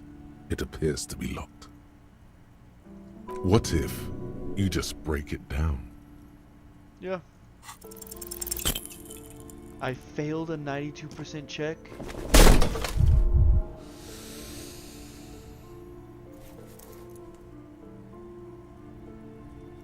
Ow. Shoot. Whose moronic idea was it to just run through the door? Don't you know that things like that hurt? Oh god. Try to breathe normally. My body is that blood I'm seeing? Please don't cry, please don't cry. Wow. Are you alright? This looked pretty. What is going on there? Are you I warn you, don't tempt the spirits, officer. Don't tempt the spirits, or you'll damage the holy wards on the door. It barely looks like you've done any damage to the door, however. It's still locked and closed, covered in dozens of little charms and trinkets. Only an echo. No one is there. That's right. Take in your surroundings. Steady breathing. Solid core. The room is dimly lit and littered with old barbershop rubbish. It's made of a solid block of wood, but it has stood there for ages. The hinges are old and coated with a carmine layer of rust. It should be doable. I passed it. You smash into the wood and see a small crack appear on the door frame. It's going to take one more try to break through. You're not thinking of trying again, are you?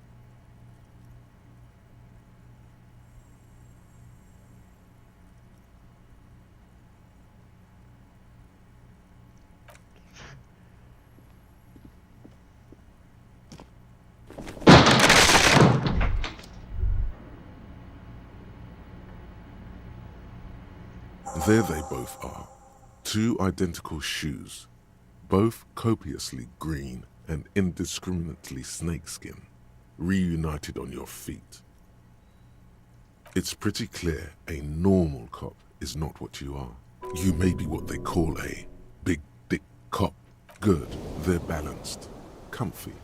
Feels like the only good thing about you right now, truth be. Bent metal, broken glass. You are the destroyer, the bane of inanimate matter.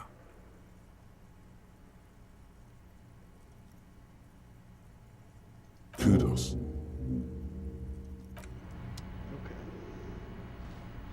What is this place?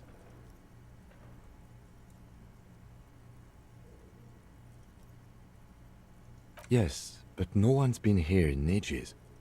I doubt the electricity still works. Good thing we have a flashlight on us. Yes, because it's closed. No need to look for supernatural explanations. You better believe we're gonna look for supernatural shit. The little girl told us.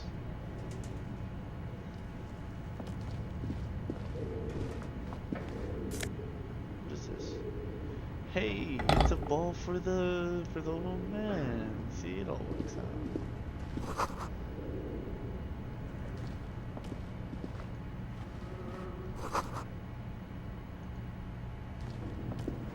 A barbell lies on the floor. It's 60 kilograms. Your triceps hum at the sight of these weights. Show the world what kind of beast. There are no collars on the barbell. This is a safety hazard. Dude, nah. You're right. The weight may fall off. Better not touch it then.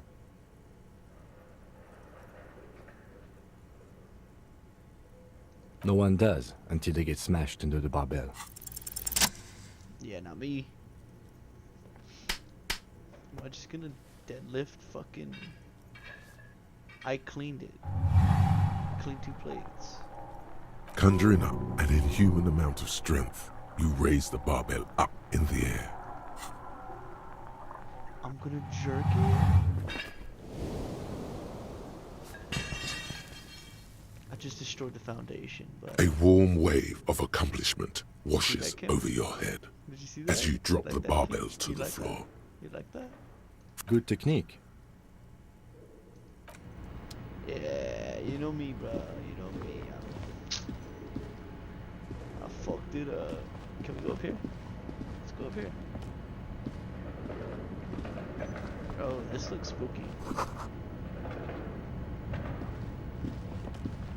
Dude, I'm probably gonna find some cover. I don't want to scream. Dude, I'm actually kind of frightened right now.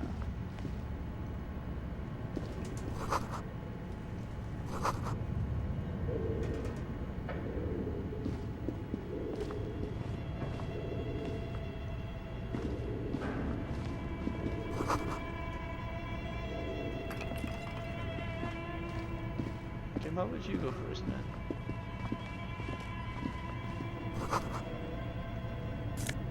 Oh, $3.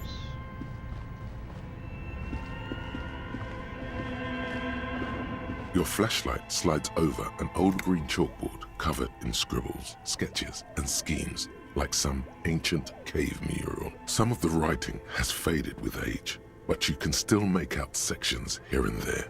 Photos and drawings have been pinned to the board. These lithe, pointy-eared creatures appear to be different types of Welkins. You make out autumnal, translucent Welkins, with organs shining under their skin. One of the Welkins, towering among the rest, appears to be different, however. It's Vara Hamira, a high Welkin, his face white and scarred like cracked marble. This is clearly a Welkin supremacist. The note says, all non-Welkin races will be purged. The Haldor, the Tuorg, the humans, and even headless men, all of them, purged. Imagine a world filled only with Welkin. Green. An inordinate amount of time has gone into drawing these little Welkin creatures. This looks like concept art for a project. It's not really real. Mm-hmm. Political commentary. That one has a great beard, too. Some people really like building a world, I think. Even if it's just look at those details. So much effort. The photo collage depicts barren, icy landscapes wrapped in perpetual night. You see permafrost and glacial landforms. Entire oceans have been frozen from shore to shore. There are pictures of settlements on dried-up riverbeds, abandoned in a storm. Animal corpses in the dark, carcasses and bones.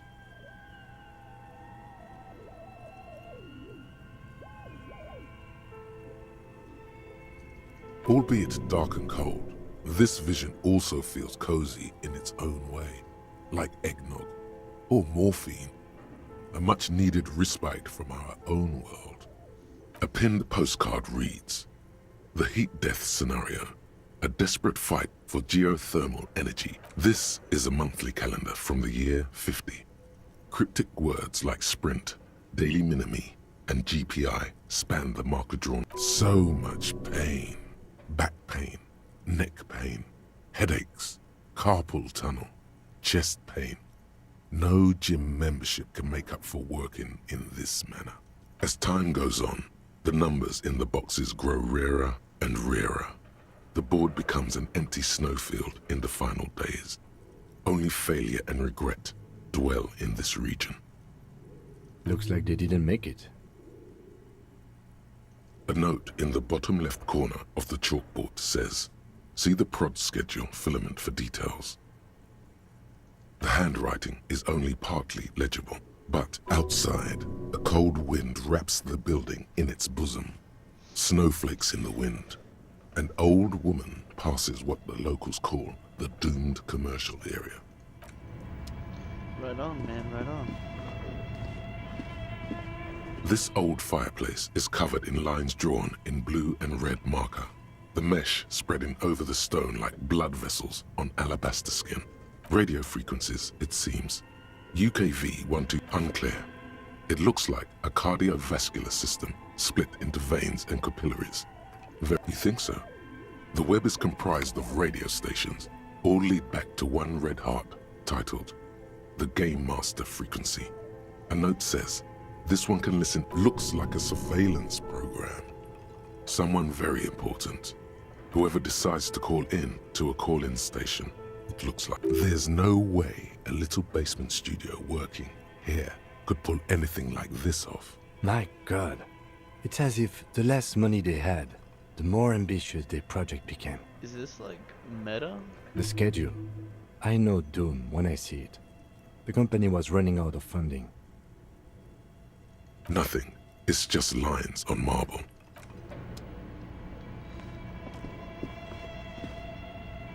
This appears to be some kind of machine with a cube-shaped heart and a wired framework. The keyboard has a rectangular on-off button, a piece of paper still. A radio computer. Just sitting here without anyone inside. We have one of these down at the station, but I never really learned how to use it.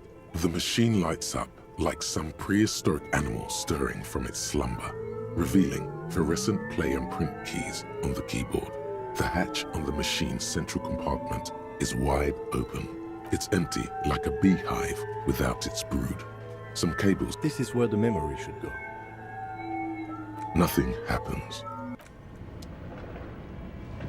Interesting.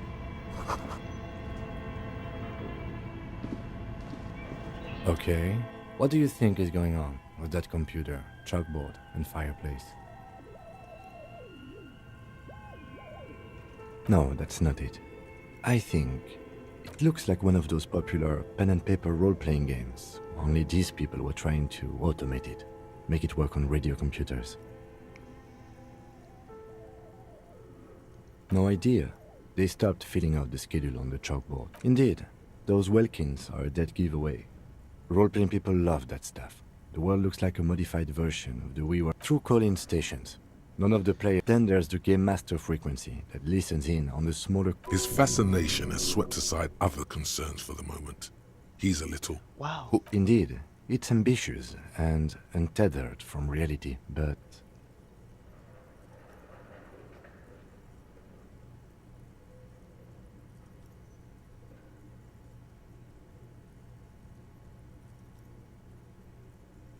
Yes, especially in here.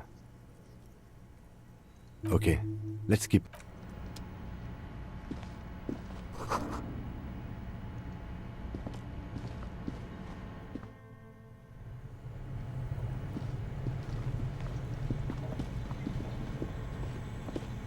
Dude, there's gotta be someone like living in here or some shit.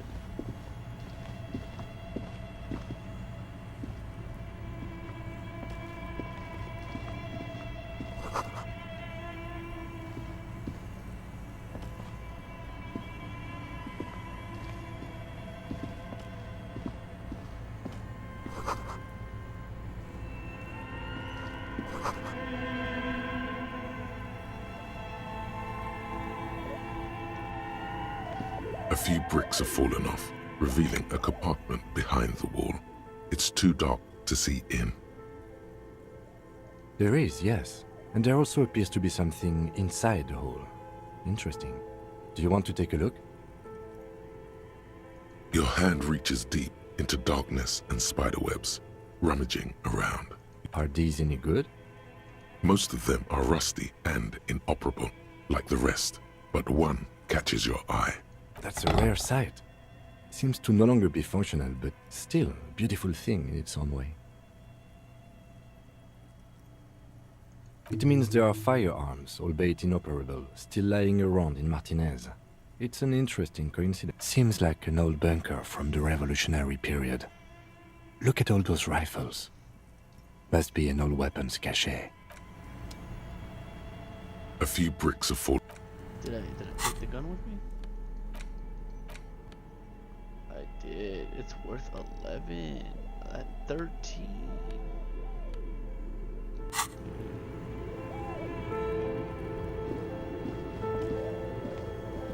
I need to get some money.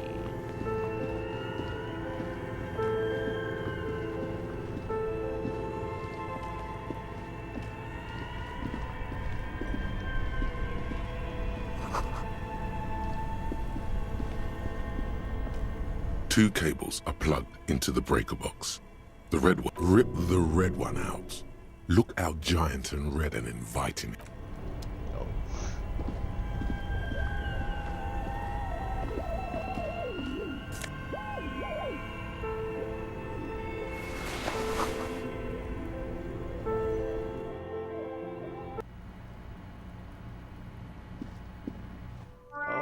okay.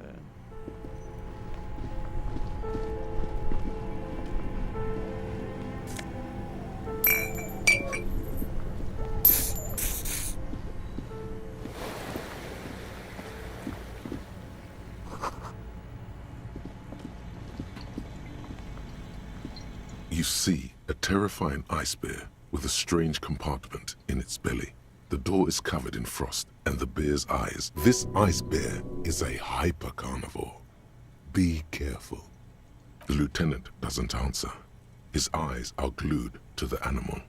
A gust of freezing cold air rushes to greet you. You hear a low grumble as the bear regulates itself. This is the inside. The lieutenant takes a peek inside. His hand has found the holster of his gun. The shelves are empty. All you see are crumpled ice cream wrappers with the brand name, Revachol Ice City. A handwritten note has been attached to the door. You pocket the note and the little fridge magnets keeping it on the door. Good question. It looks like an ice cream fridge. Somewhere in the past, it's summer. 5-year-old Fifette lets go of her mother's hand, change jingling in her pockets as she hops towards the ice cream stand right across the plaza. I know. What an unfortunate marketing choice. What is even worse, the bear is still costing them money to this day. The fridge buzzes with energy. The electricity bill on this thing must be catastrophic. A friendly cartoon bear smiles back at you from a glossy cellophane wrapper.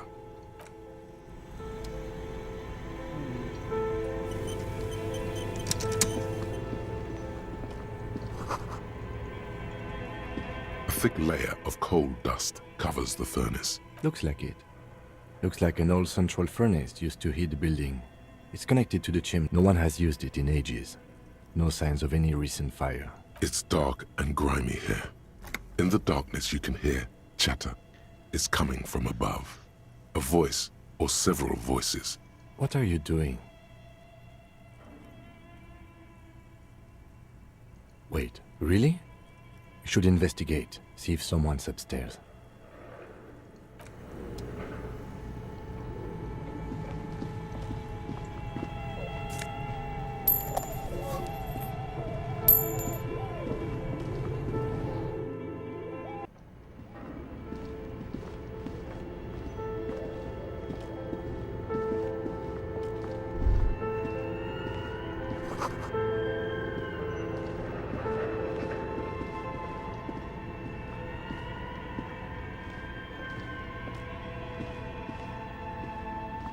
An iron safety curtain curves before your eyes, folded like a bellows. It covers half the room. This is directly above the central furnace in the cellar. The voice... What an odd thing to do. Nothing happens. Still nothing. Those curtains prove to be surprisingly sturdy. Your fist hurts now. There must be another way to wake up whoever is in there. Maybe we should ask the lady in the bookstore.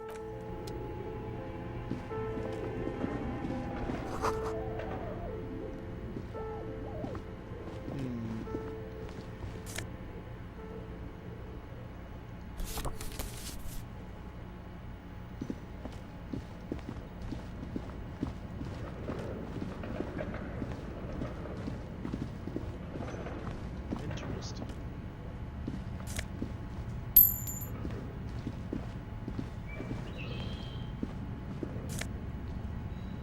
This is the memory. It's 50. Oh, I could pay for my.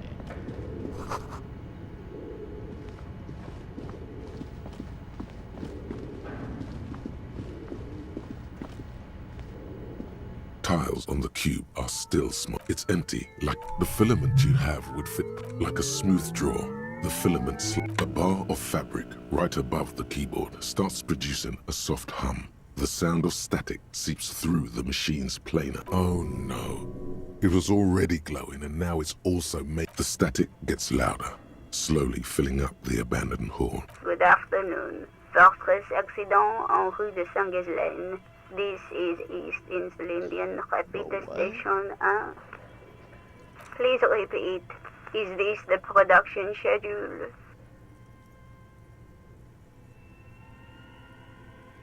Yes, I am alive. I am... She repeats passwords. Programming people are all paranoid.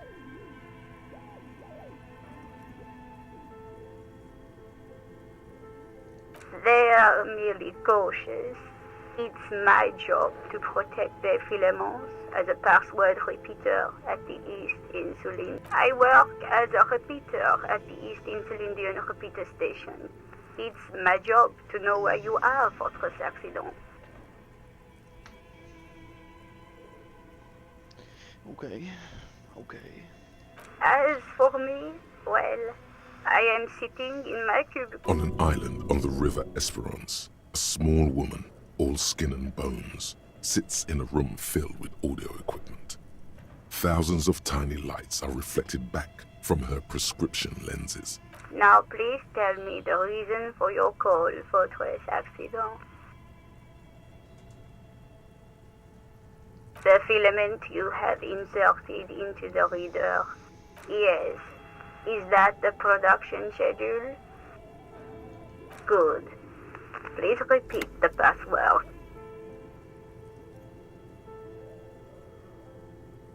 No. I am contractually obliged to protect the privacy of the filament. I'm afraid we are not doing that. Unless we want... Now, can you please repeat the password? Received. I will register this... That sounds bad. A login attempt. Don't worry. Passwords have a way of turning. Fortress Accident. Is there anything else I can do for you today? Thank you. and goodbye. Tiles on the cube are still. Nothing happens.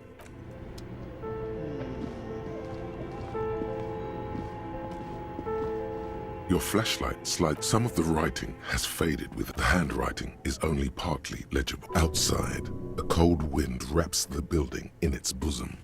Snowflakes in the wind. An old woman passes what the locals...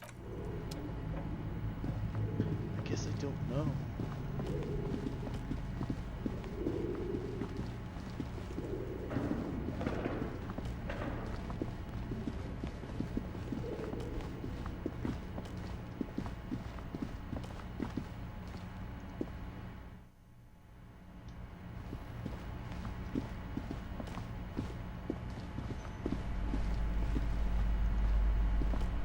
You broke down the back door, the wards, the door.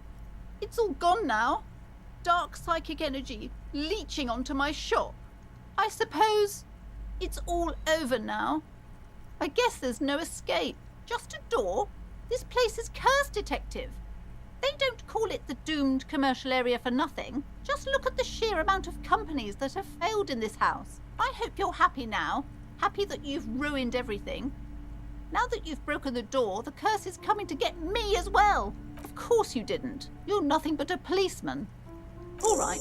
You know what? I'm willing to let you investigate the doomed commercial area. Her facade has dropped. Now you see the curiosity behind the fear. But before we go on, tell me, did you encounter the malignant entity? Yes, the malignant entity that lives inside the chimney. It takes the shape of a woman, a witch probably. I've suspected that she knows more about the curse than she lets on ever since I first saw her. Yes, I've heard that. It's enormous. She has barricaded herself behind some metal security curtains upstairs. God knows what she's doing there. Some unnatural magic, I assume. You should go find the entity and ask what happened to all the companies in the building. And do return to me after... If you're really interested in cracking this mystery, then we should go back to the furnace. Maybe you could yell into it or something. Make some noise. You'll think of something. You always do. Okay, but please, only a few questions. You wouldn't want to disturb the spirits. It's not good to talk about the curse. Such wraiths may prove a formidable enemy. Suit up. The curse is so much worse than you could imagine. It's the curse of financial distress, of ruin and bankruptcy. It's not just that, officer. We're dealing with something supernatural here. It's the cacodemons feeding off bad business practices and disappointing income statements. There's something wrong with this building, I can tell you. Ever since I arrived, I've sensed an eerie, lingering presence, as if I was unwanted here. The woman before you scans the store, her shoulders rigid and tense. Every now and then, she nudges her glasses.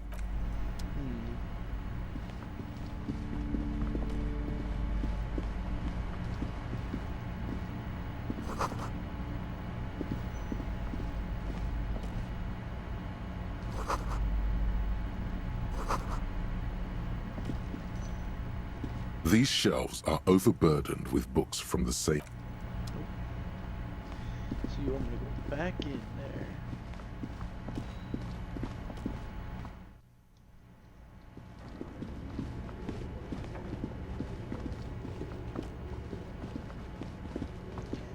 You probably seem to be smoking some sort of crack.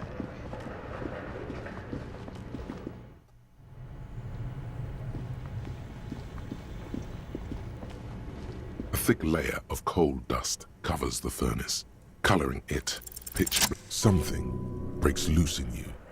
A mighty bellow echoes throughout the chimney's depths. The chatter of tiny... Hello?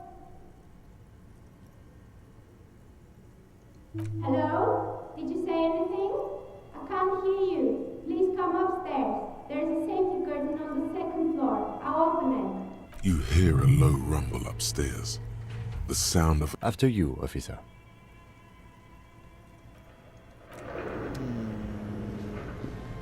Well, you have a gun, I don't, so hopefully,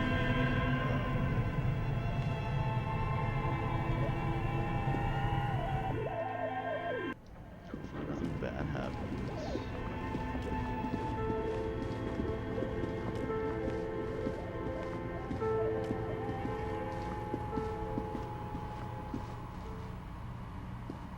Hello, I'm Nia. Did you try knocking on my window? I must have missed you. I've been listening to my Milius. So what kind of die are you looking for? She's got a direct view to the backyard. You should interrogate her about the lynching.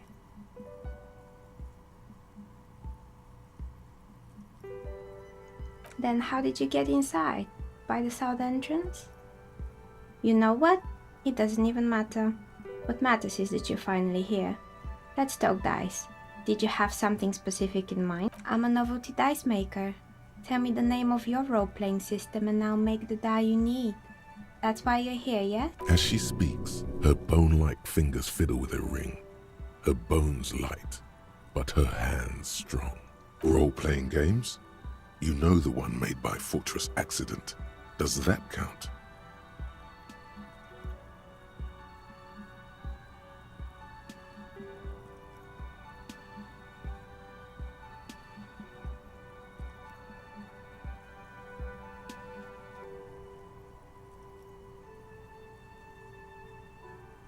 Answers? How strange.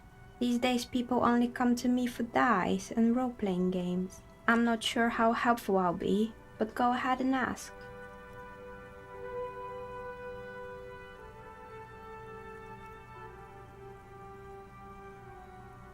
We're inside the chimney of an old central furnace. It's strange, I know.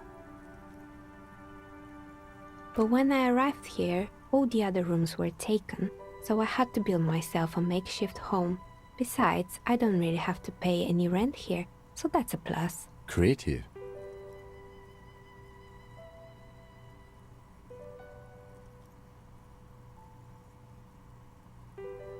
I've heard the stories, but I don't think those stories are true.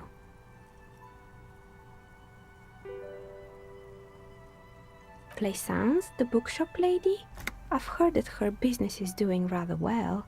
Have the energies spared her somehow?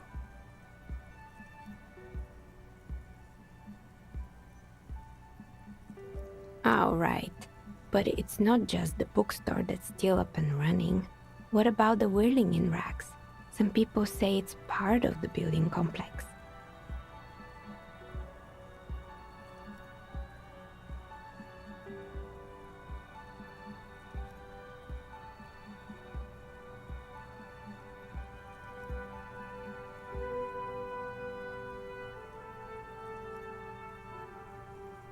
And then there is me.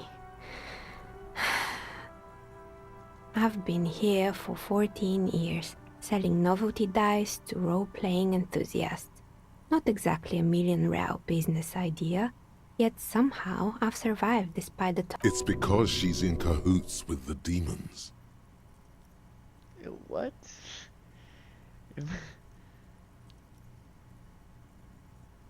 Malignant entity? What does that even mean? Some kind of sorceress? What about you? The jig is up. The she-demon knows you've uncovered her true identity.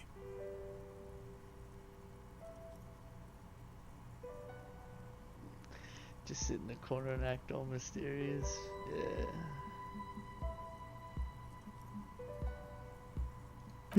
So I'm the grand dragon in the cave. Might I ask what supports this claim?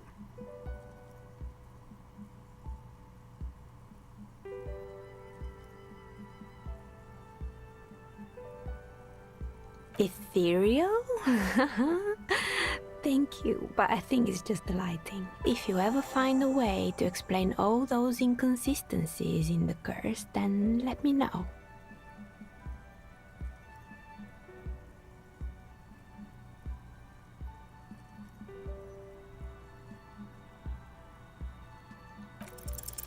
You feel nothing. If anything, it's uncomfortably warm in here.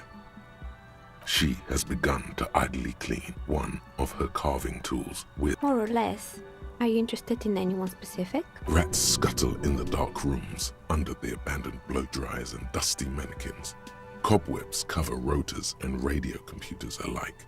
So much failure.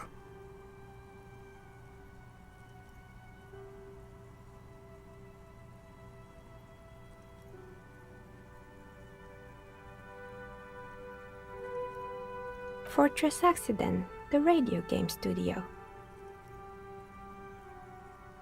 They were an interesting bunch. We talked about role-playing systems every now and then. Once, I even saw two of them get into fisticuffs over Wirral. They certainly took their work very seriously, even if they seemed to be chronically liberal with their schedule. The usual, they ran out of money and couldn't get the project done on time. Well, I did hear them talking at times. They seemed to believe they were historical individuals on some grand quest. Yes, but when the money started to run out, they just began to complain a lot about capitalism. You know, how the markets are... In the end, they just didn't get it done. They didn't have enough willpower to produce something. Showing up to work on time is hard. No, scratch that. Showing up to work at all is difficult, especially if you've been drinking.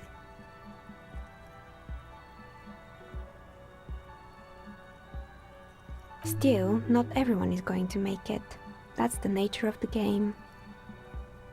The result is 1 on a 20-sided die. Ooh. Anything else?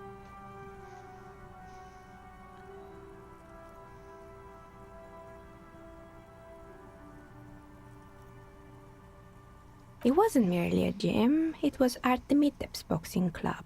A community project created to steer at-risk youth. A kind man from Zemsk. I heard he had some trouble with the law when he was younger, and that it didn't. If you should have known it.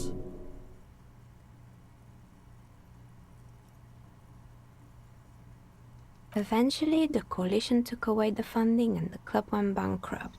This was a few years ago. It's gotten much more peaceful around the plaza ever since.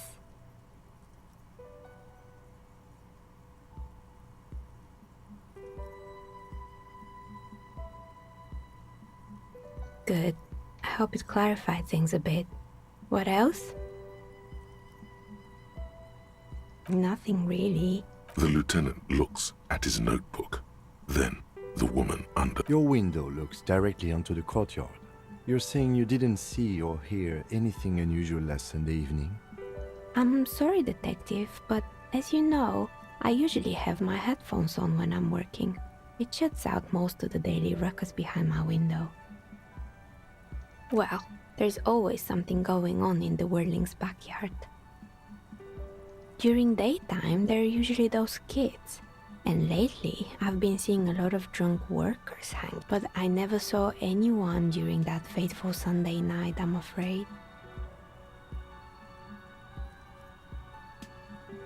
It's an odd profession, making dice for people. I might have, but in this case, all I would have... It's really hard to make anything out in the yard when it's dark outside. Besides, I rarely get... She nods. Anything else, officer?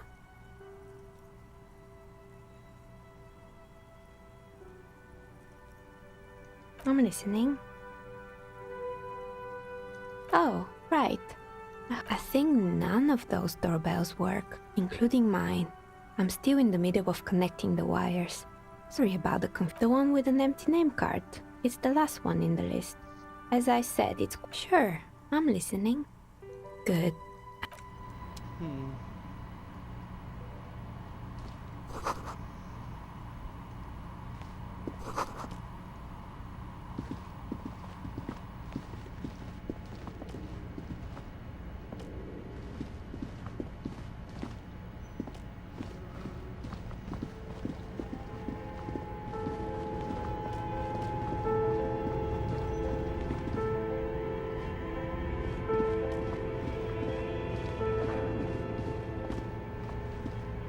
This old fireplace is covered in lines drawn. Radio frequencies, it seems.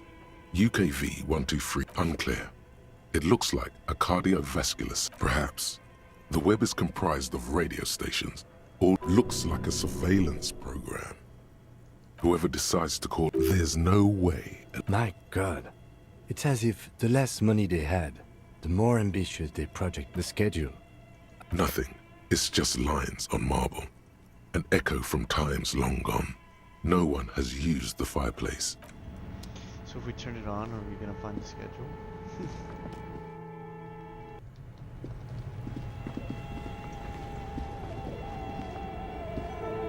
A thick layer of coal dust covers the furnace, coloring it pitch. A lush layer of coal now covers your skin. Maybe you could paint something with this coal. Leave a cave painting for future. Still, it's good to have this dirt on you. Real men wear.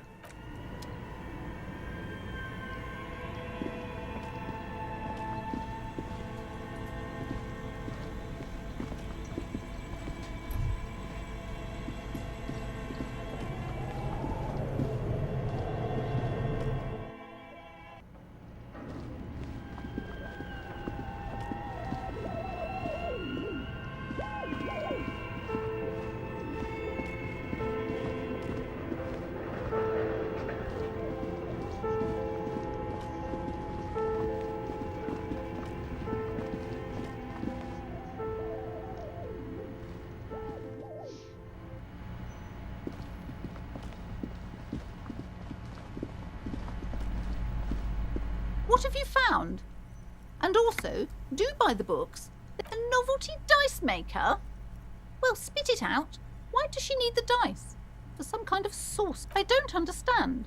If it's not her, then where is the source? Before you say anything, ask yourself. If she's squeezing on the pendant too tight. A drop of blood in her palm.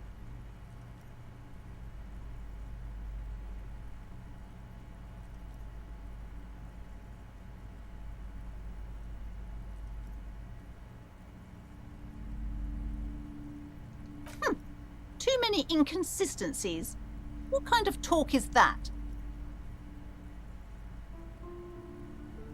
Yes, because her business consists of the psychic leech that's been feeding the curse. I see that you've fallen for her manipulation, Detective. The investigation is over. I just hope that you haven't made anything worse. Thank you for nothing. Please do buy some books or be on your way. Anger and loneliness keep this woman moving through the waking hours. I am sorry we had to disappoint you, ma'am. The shop around you feels ancient suddenly, damp and saturated by the coastal air. The books are rotting. A great cold lives here, and there too, 1,200 meters away on the urban coast. The dark shape of a church is reflected on the water, calling. What? I'll look it up later.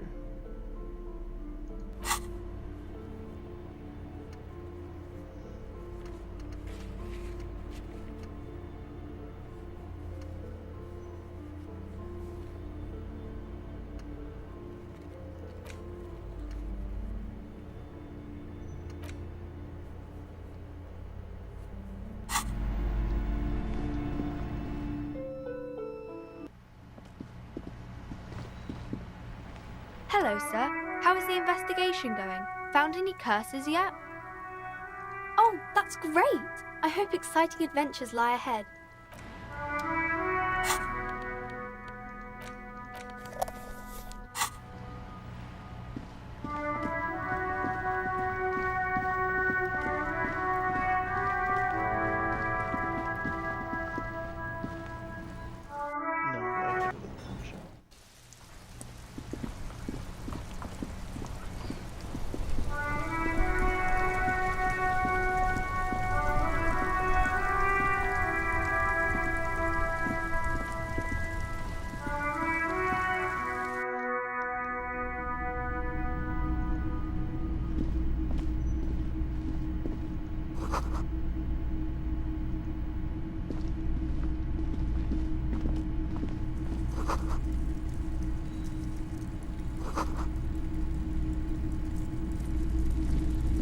You see rows of toy soldiers guarding the rest of the trinkets displayed on the table.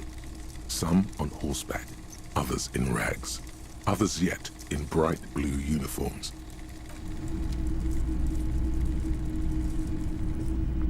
The boomboxes on the shelf look well-loved and well-traveled. Chip.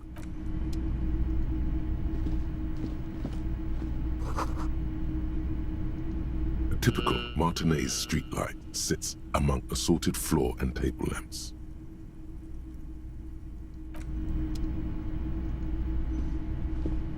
It's not often that I see officers from the RCM in my pawn shop. What can I do for you?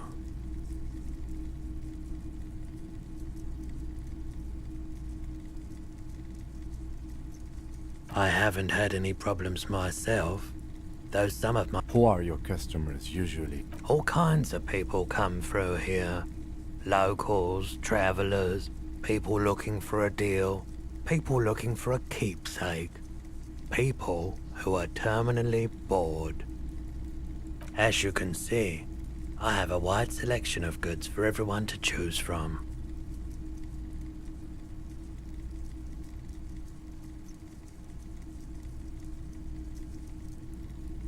It keeps me entertained. Entertained? He might be high.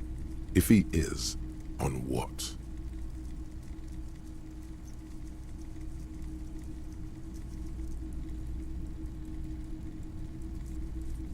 Someone else came here earlier today asking the same question. I promptly sold her the gun you pawned a couple days back. What? Sold? The lieutenant shifts from one foot to another. Alert.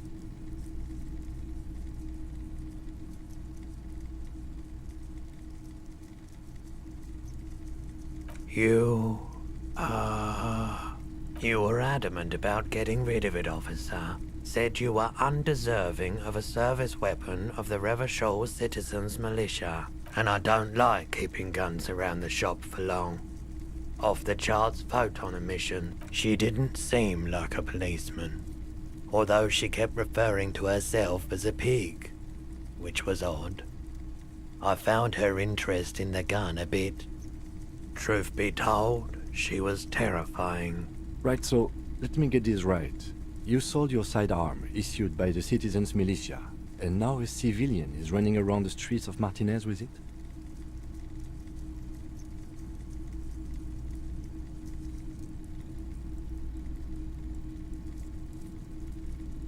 It's possible in these parts of town. We ought to find her and discourage her from taking justice into her own hands. Maybe. Shady-looking guys came in here yesterday, looking like they'd just taken off their Wild Pines overalls. They went their way. It was a trip, but you know, all sorts of people come here. Maybe Claire really is tracking down your gun. My apologies, officer. A needle in a haystack. There is nothing you can do about it right now. You'll just have to hope Everard wasn't lying, and the Union can track her down in time. Of course. Let me have a look.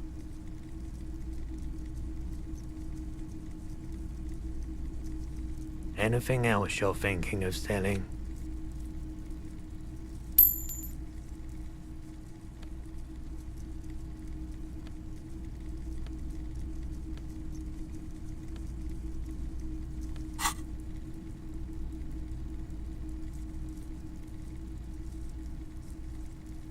Oh, no. I don't like those kinds of objects. Aphotic paths, counter-radiance networks, anti-magnetism. It's darkness. Another time, perhaps.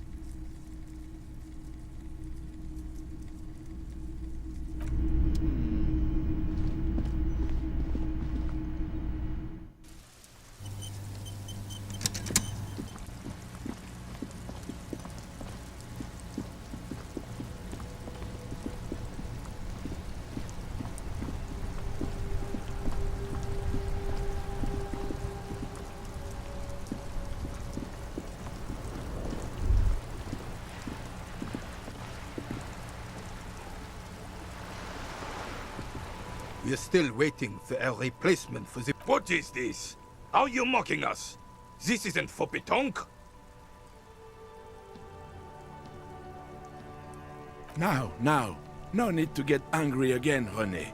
I'm sure the officer tried his best. It's not like there's a bull kiosk here in Martinez. The best, huh? This isn't even a bull. But fine. I guess you did attempt to right your hooliganism. Consider it forgiven.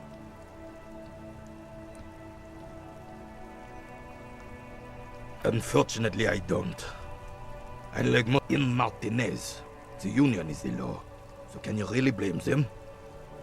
Cop is a pejorative term. I don't have a problem with policemen. On the contrary, if I knew, I would not be afraid to...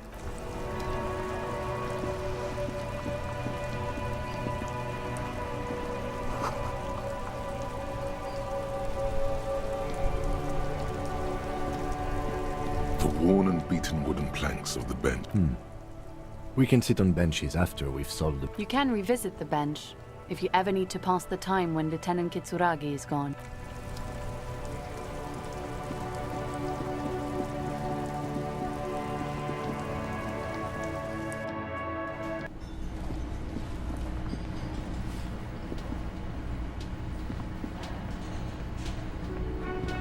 Hello again, sweetie.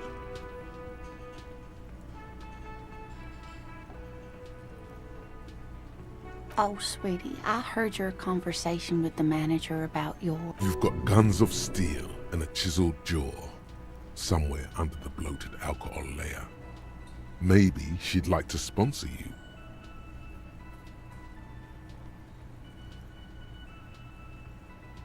Oh, I'm sure you would make a wonderful gigolo, dear, with those strong arms of yours, but welfare checks aren't all they cracked up to be. She's not really lusting after those biceps, man. It's more like an appraisal you give to a healthy specimen.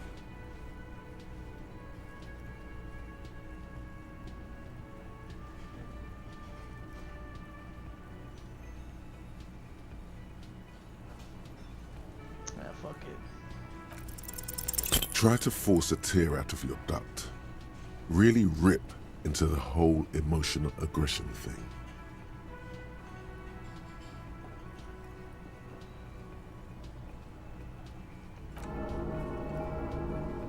Officer, get a hold of yourself, please.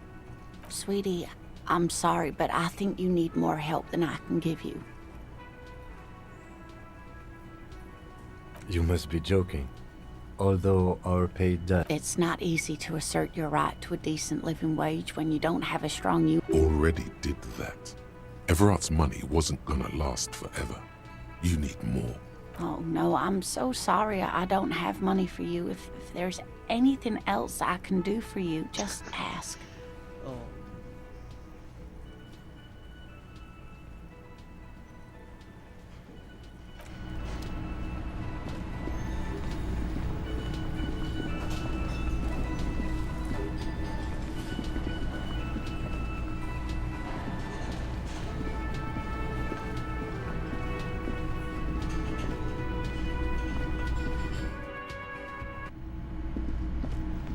The door is closed. Still, the lieutenant gives you a quick... You should punch a fuck... Hey, what is your problem? That felt good. Everyone is a whore. You slam your fist into the vinyl. It does not produce... Not to mention... Stop that. Okay. Well, Mr. Kim, you're more than welcome to share the bed with me. I don't care. The bed is cold and not...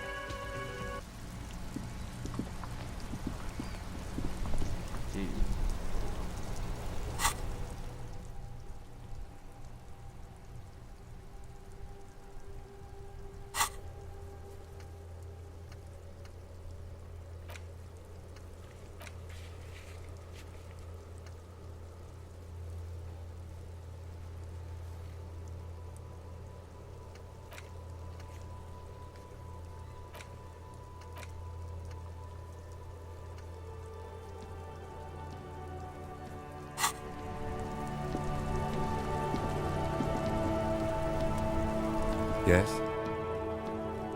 What do you want to know? No, it's not a particularly mysterious case. The deceased is a security guard for a corporation involved in a labor dispute. It doesn't take a DeLorean polymath to put the pieces together. I just don't see the case. Then you are in luck, because we are in the midst of a... Is this a strike then? Or the first shots in a... I expect the case itself to be less challenging than navigating these community matters. This strike, coup... You feel something rising through you. A familiar feeling.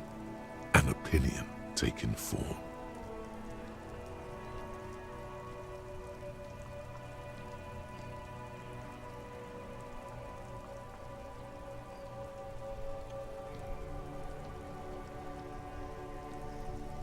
When I said we have to navigate community matters, I did not mean we have any say in them. From an imaginary fan.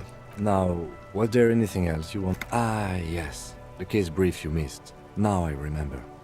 3 days ago, the RCM Emergencies Desk received a report about a security guard who was found hanged in Martinez. An anonymous caller said there was a dead body behind the Whirling in Rags hostel cafeteria. The cadaver had been there for 4 days. During that time, the victim had been stripped of his belongings.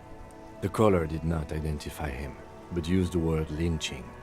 There is an ongoing labor dispute. A security guard or worker of some sort, hired by Wellpines. This was just hearsay from Martinez, of course. They didn't identify themselves in any way. There's a strong prejudice against involving the RCM in what's seen as union matters. The dock workers' union is the de facto police in Martinez. Now it appears they've started executing too. Just to be clear, we are police officers. It's our job to find the killer. That's the case. Uncover and arrest the killer. Good.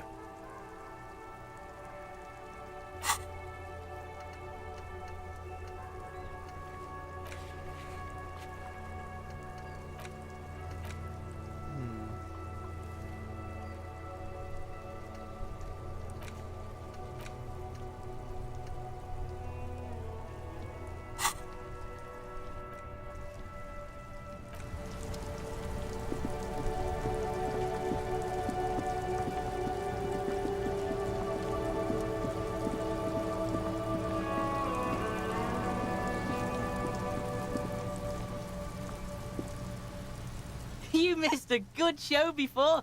A kid came by and completely fucked the tree to pieces. He fucked the tree up! Fucked it good! It was porno! Shoot that shit at Kuno, Pigonort. Right, Pig. This is where Kuno plays with his little wooden choo-choo. What do you want with it? Dunno. Kiptas gardener used to work there. Yeah, that's what Kuno said. She couldn't handle the heat, so she took off. Kuno can take it. Shit's nothing to Kuno.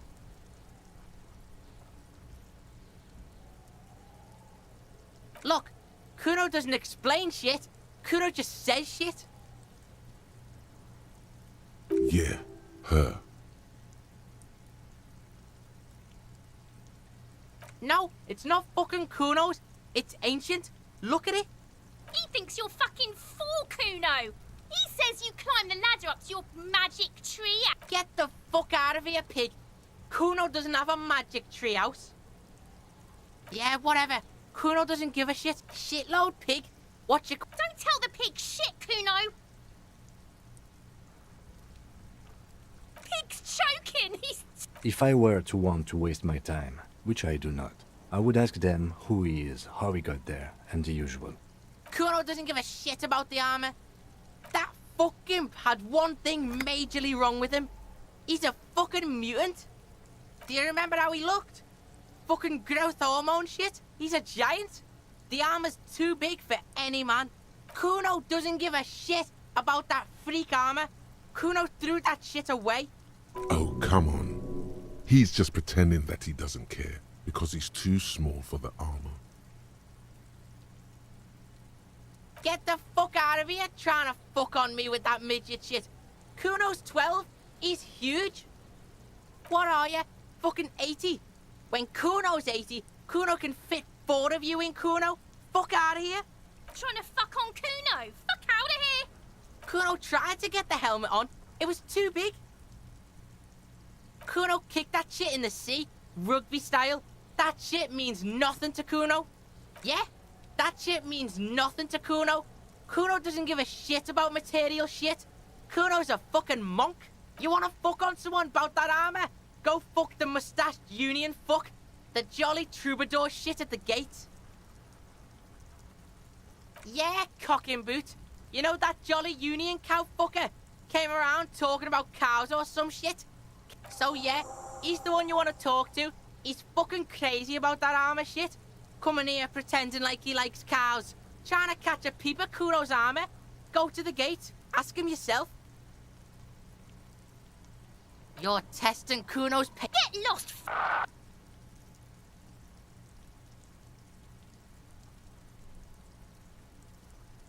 Kuno's Kuno pig? Kuno. Primal. Violent.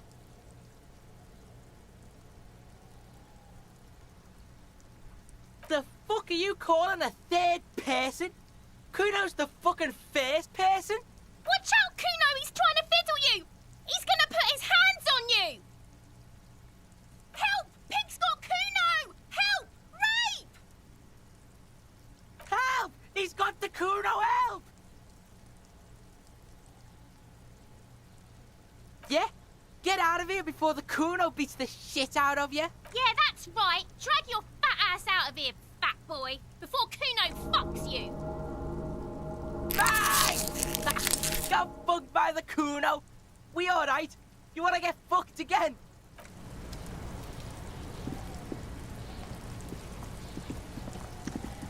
I mean, smack a kid on the mouth, you know.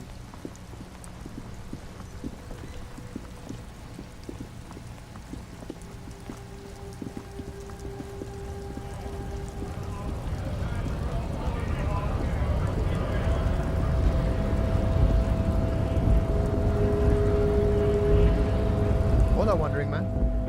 How can I help you? The little boy had a good on his promise. To get me into trouble. To sick the pigs on me. What happened? I was asked to look into that armor situation. Official Union probe, you know. Did you? At first I thought, why not? Maybe the pieces can feed the strike. Buy us a few more days under the sun, you know? So I went to this boy. He said he'll make me his prison bitch. He's got eyes everywhere, the cops in his pocket, and he's the king of Jamrock. Serves me right for doing menial footwork. I dropped that probe right then and there, and it still got me into trouble. One bad move is all it takes.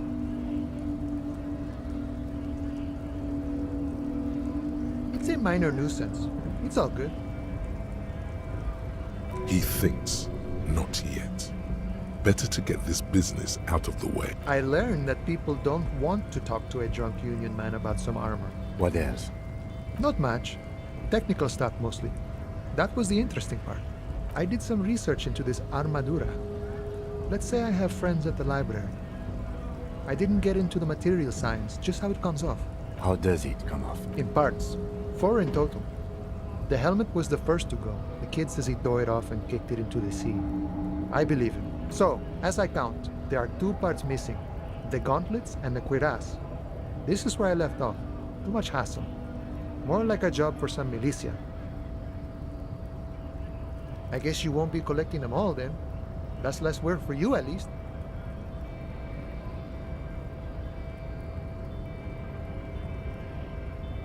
Oh, they're just gone. They don't exist anymore, if they ever did at all. Forget about them. I do.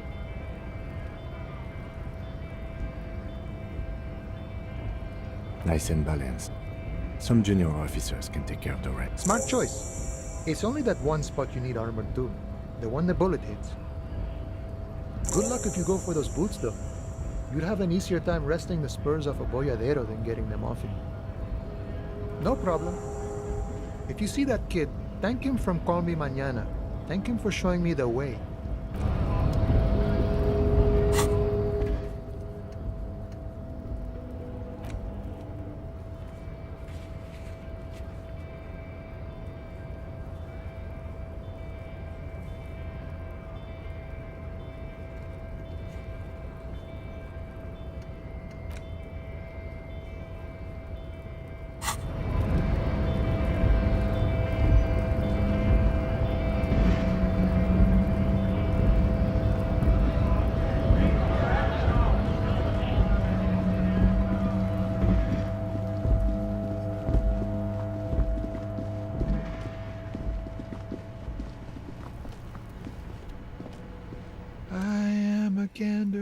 hunter from another planet. It's the jam, my man. It's a traffic jam for the ages. Meanwhile, we're all stuck here in long-haul limbo for days upon days upon days. Feels like forever. Like I was born on this here roundabout and this was all I ever knew. Just me and the metal and the tires. Yeah, imagine. It's been a whole week already. So tell me, what do you need? Nope, don't smoke. Some of the other drivers do, though. There's still a few around, waiting for the jam to disperse. Yup, nothing wrong with that statement. Your senses have nothing to add. You could also check the kiosk down the street. Frit. With 3 T's. Rebishaw's weird.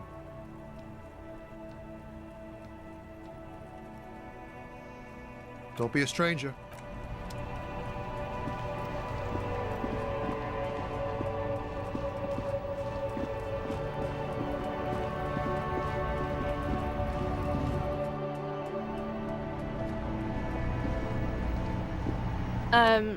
Is this about the questions again? Because I don't really know anything.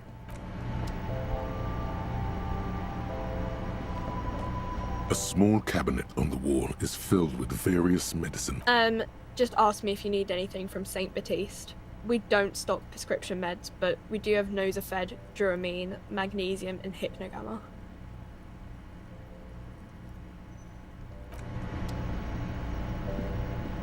A colourful display of cigarettes and alcohol bottles line there, in that dark green glass, all in vain. The great flowing river of warmth, wine, alcohol, beer, alcohol, love, alcohol.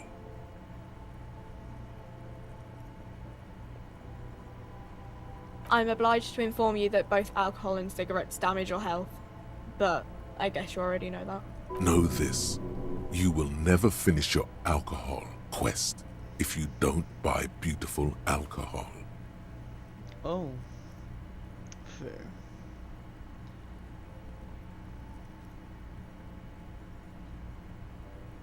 Here you go, mister. Here you go, mister. I worked hard for these.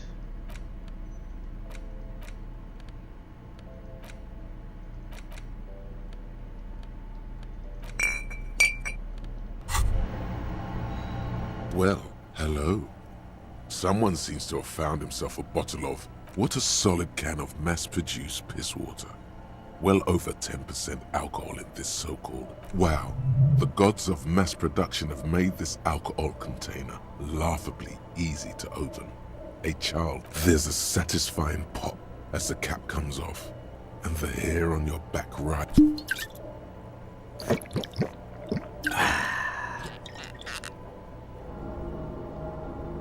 A golden sun melts down your throat. Its rays filling your nostrils with sunshine. In the bottom right corner of the screen, there's an alcohol button. Alcohol gives +1 to physique skills. Physical instrument, half light, electrochemistry, endurance, pain threshold, and shivers. This is good before rolling a white check, but damages your morale. And remember, from the void we came, and to the void we...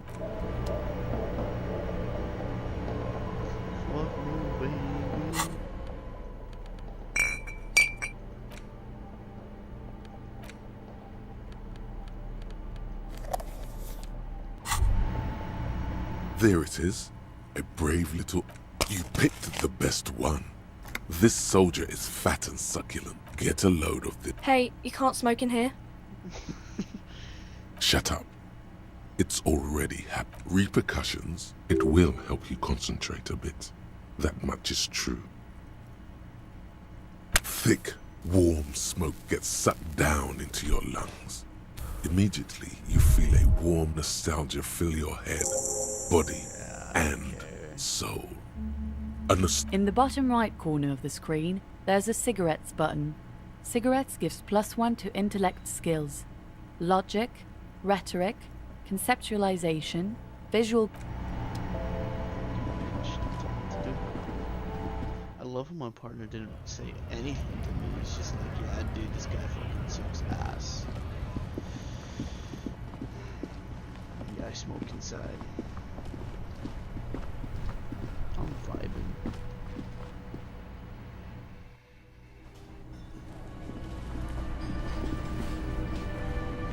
This is gonna open.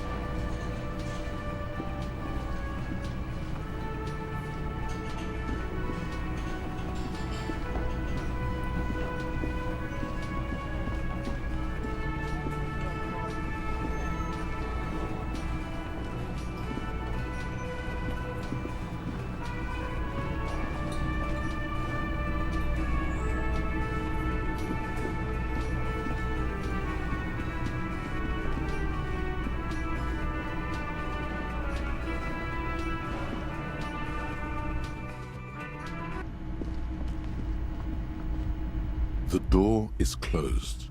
Still, the lieutenant, you should punch a fucking hole in it. You slam your fist into the vinyl. It does not produce, not to mention... Stop that. Yeah, whatever.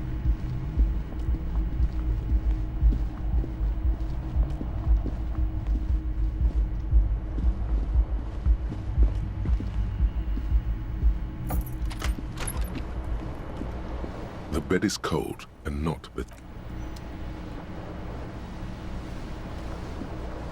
this fan has two chain pull switches. One ends in a tiny fan, the other in a light bulb. A truly horrific necktie has somehow attached itself to one of the blades.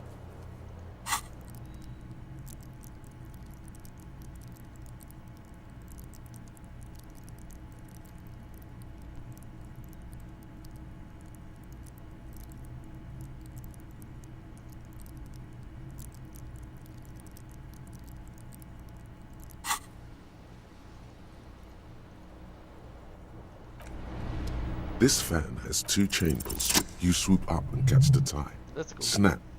It's released from the blade. What you have in your hand is a truly hideous necktie with 4 or 5 different patterns. The knot reminds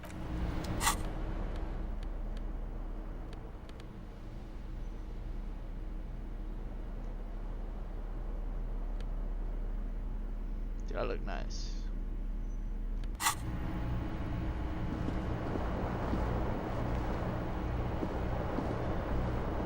The window stands broken in its frame. Cold wind, the shards face outward. Whatever broke, a fine web of scarring covers the back of your right hand. More likely a projectile than a held object. There are no fragments on the floor. It is too large for a bullet, yet too small for a piece of... The shoe you found on the balcony fits the hole almost as well as your foot. It would have also been heavy enough if thrown with... Congratulations. You smashed the window with your own shoe. And maybe, just maybe,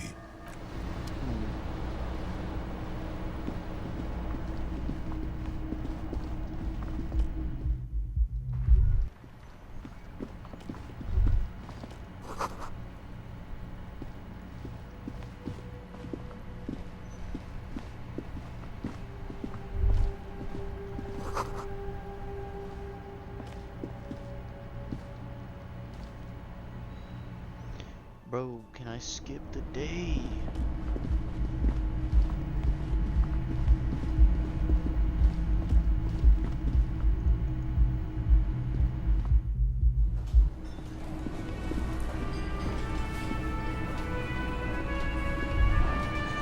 Can I help you?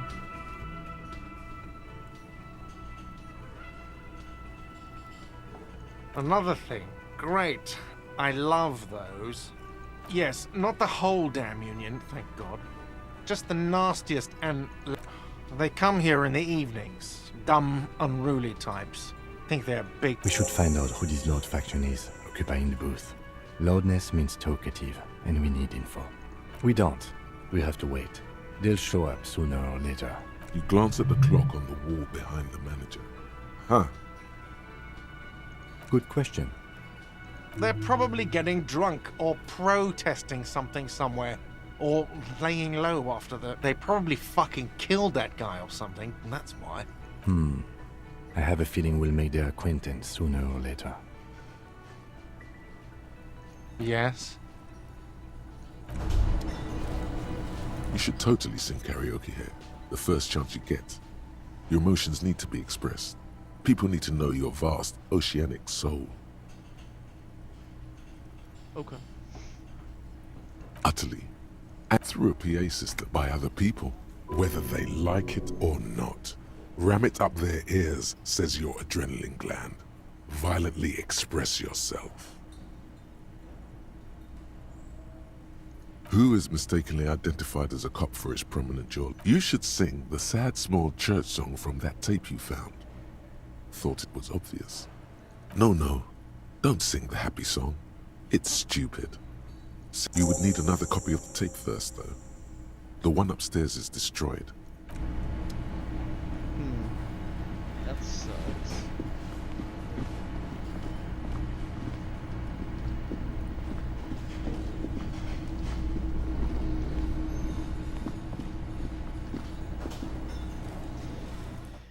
I can try going back to the pawn shop, see what he got.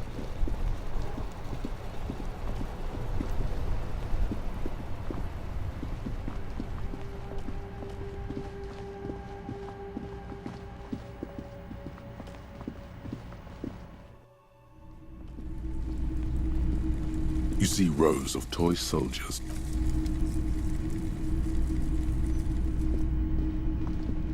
Hello again. How can I help you?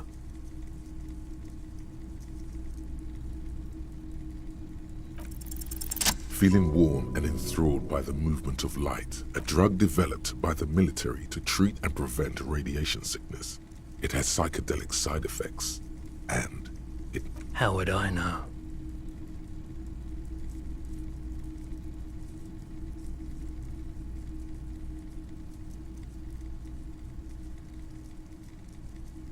I've had to take it.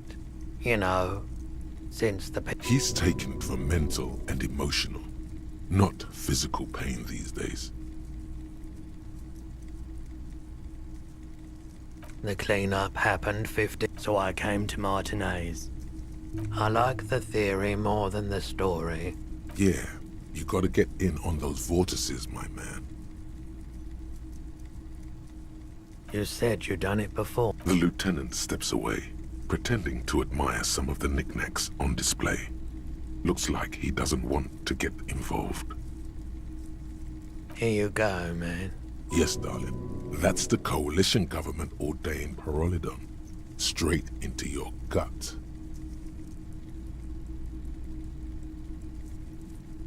Of course.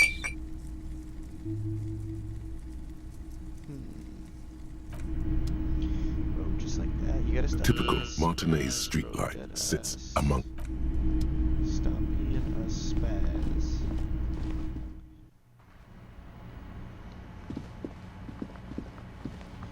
Kim more like stupid head. Got him.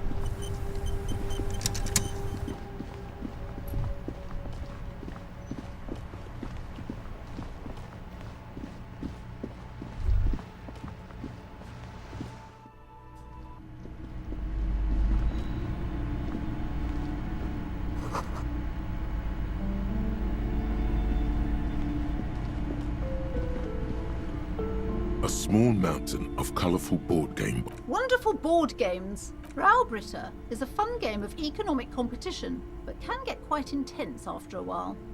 We have games for the whole family. You can play with your children. Then you're a lucky man, officer. Children are the great... For playing with friends, I'd recommend Suzerainty.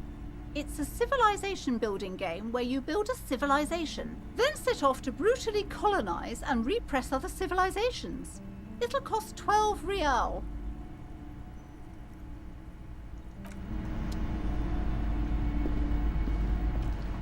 The display rack is brimming with worn paperbacks. This is entirely... Find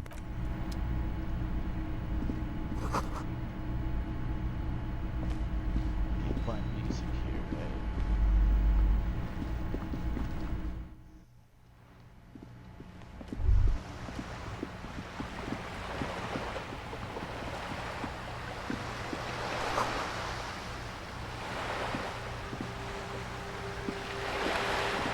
This coin-operated viewer is facing south. The instruction manual says to insert 20...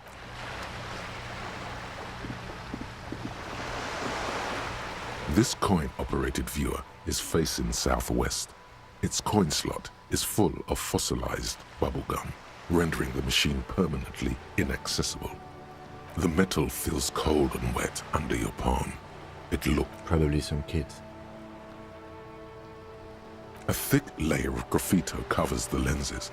You spell out the word Onuk written on the other side, with N and C scribbled backwards. Under the graffito, a sea of blues and greys appear.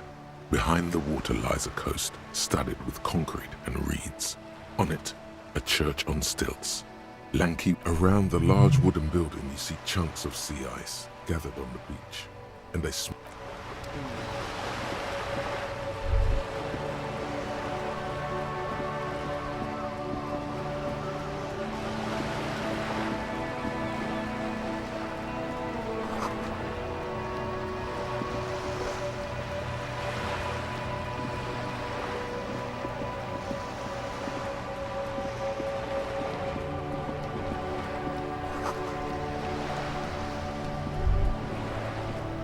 The sight of bullet holes stirs something in you, making you forget where.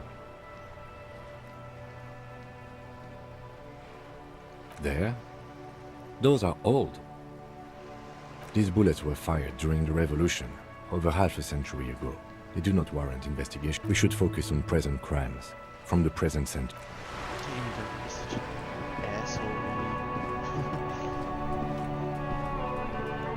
This Postnovantodie mail collection box has been heavily vandalized with graffito. A closer inspection reveals 2 bullet holes in the front.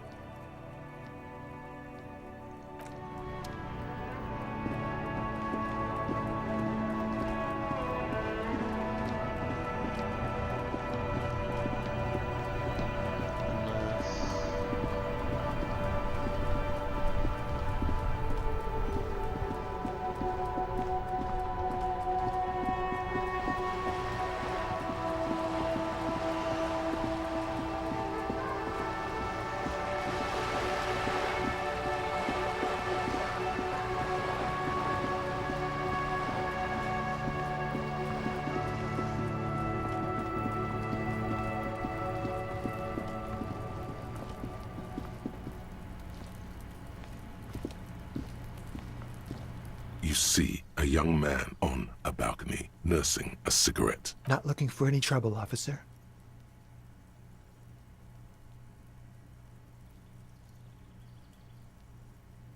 I don't want to be seen talking to the gendarmerie, if that's okay. It's the god of cigarettes and youth. Don't let him go. This could be your witness. The balcony has a great view of the whole thing. Apologies, but this is my last... The god himself has denied you absolution. I'm not sure that's a good idea. As you wish. Is it really that important? Like a nervous cat, he keeps... All right, but make it quick. By God, this young man has the body of a decathlete. Occasionally. Why? No. I just like to look good.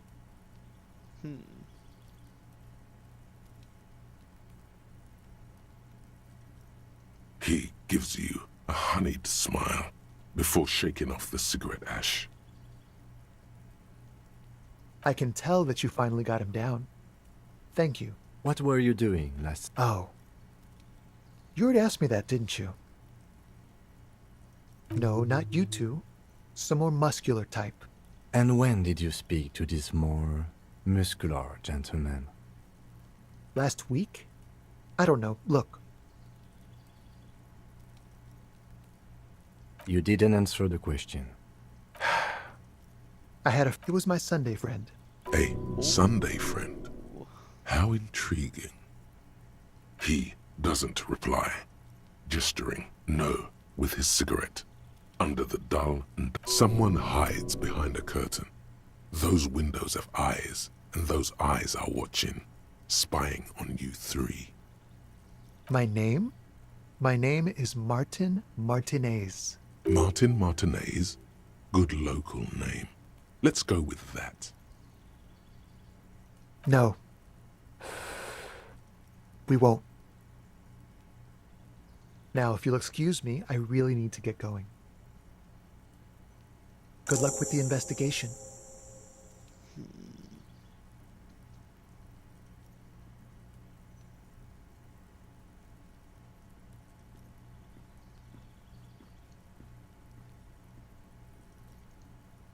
He's gone. No point in running. Tenements like these often have multiple exits. If he doesn't want to talk to us, then he'll know how to hide himself. He could be a witness. Him or his Sunday friend. Either way, we need to look into that muscular type. There has to be a way of getting inside the building. Once we've... Way into the building. Jesus Christ.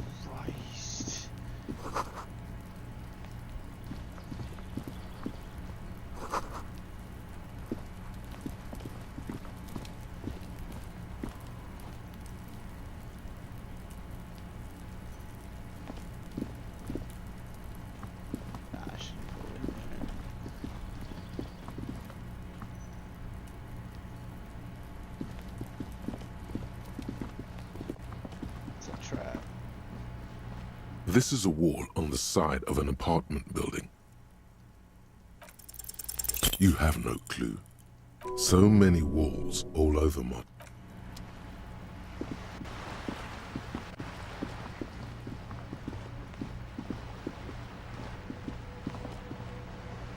A sturdy metal door guard. This could be a way into the apartment building the smoking man vanished. The door rattles against your knuckles, but the door rattles again. But this time, you... Stop banging on the door! I'm not letting any more strangers inside. Ha! The police? Everyone knows the police don't come round here. No, I already told you. Go check the backyard door. Maybe someone there will. Backyard door? With the smoker? You already were there. Didn't work. Good. We had enough problems with bums and drunks and thieves loitering in the hallway. You have no business here. You're well versed in the kind of threatening legalese that implies criminal liability, but in fact has no meaning. I know my rights, and don't you marm me, boy. Miss! Would it help if we offer to show you our badges? Hold your horses. I don't care about your stinking badge. Just come in. Let's go. One for not getting a fucking badge.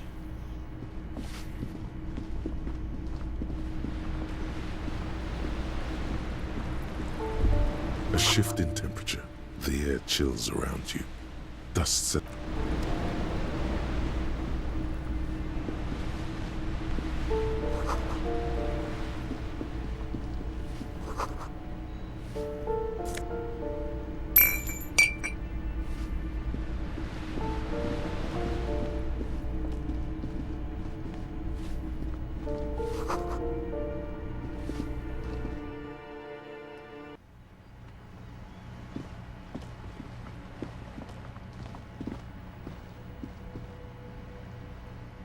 Ooh, the piggies have learned how to saunter up staircases.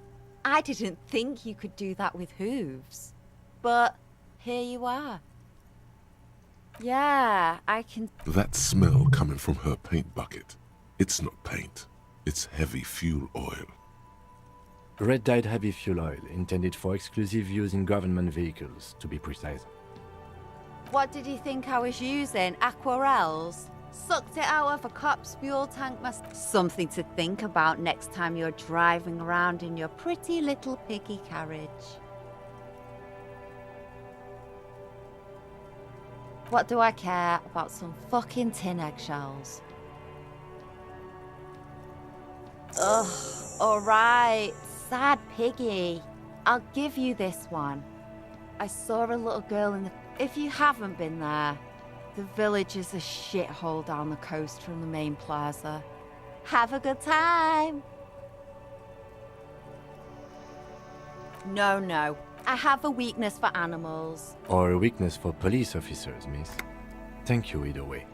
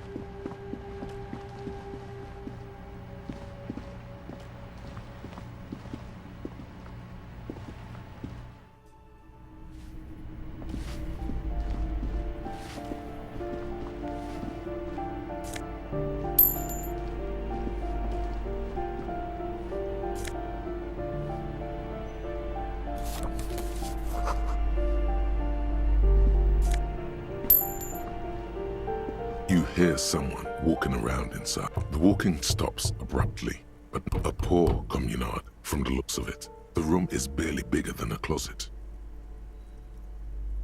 Do I have to open the door? Do you have a warrant? I'm not obligated. Let's go. We don't have a reason to get inside that apartment. Later then, entering this door seems a physical challenge.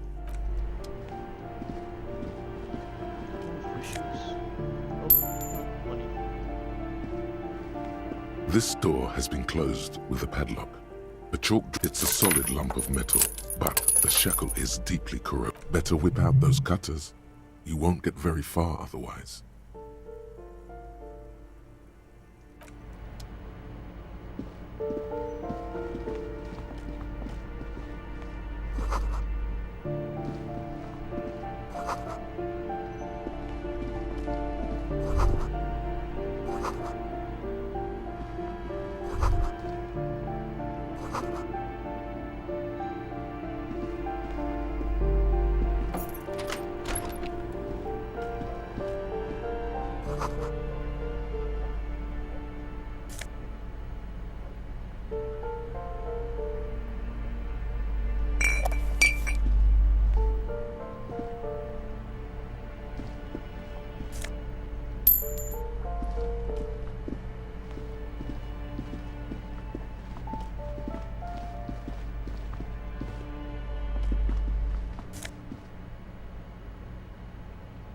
Oh, those look cool.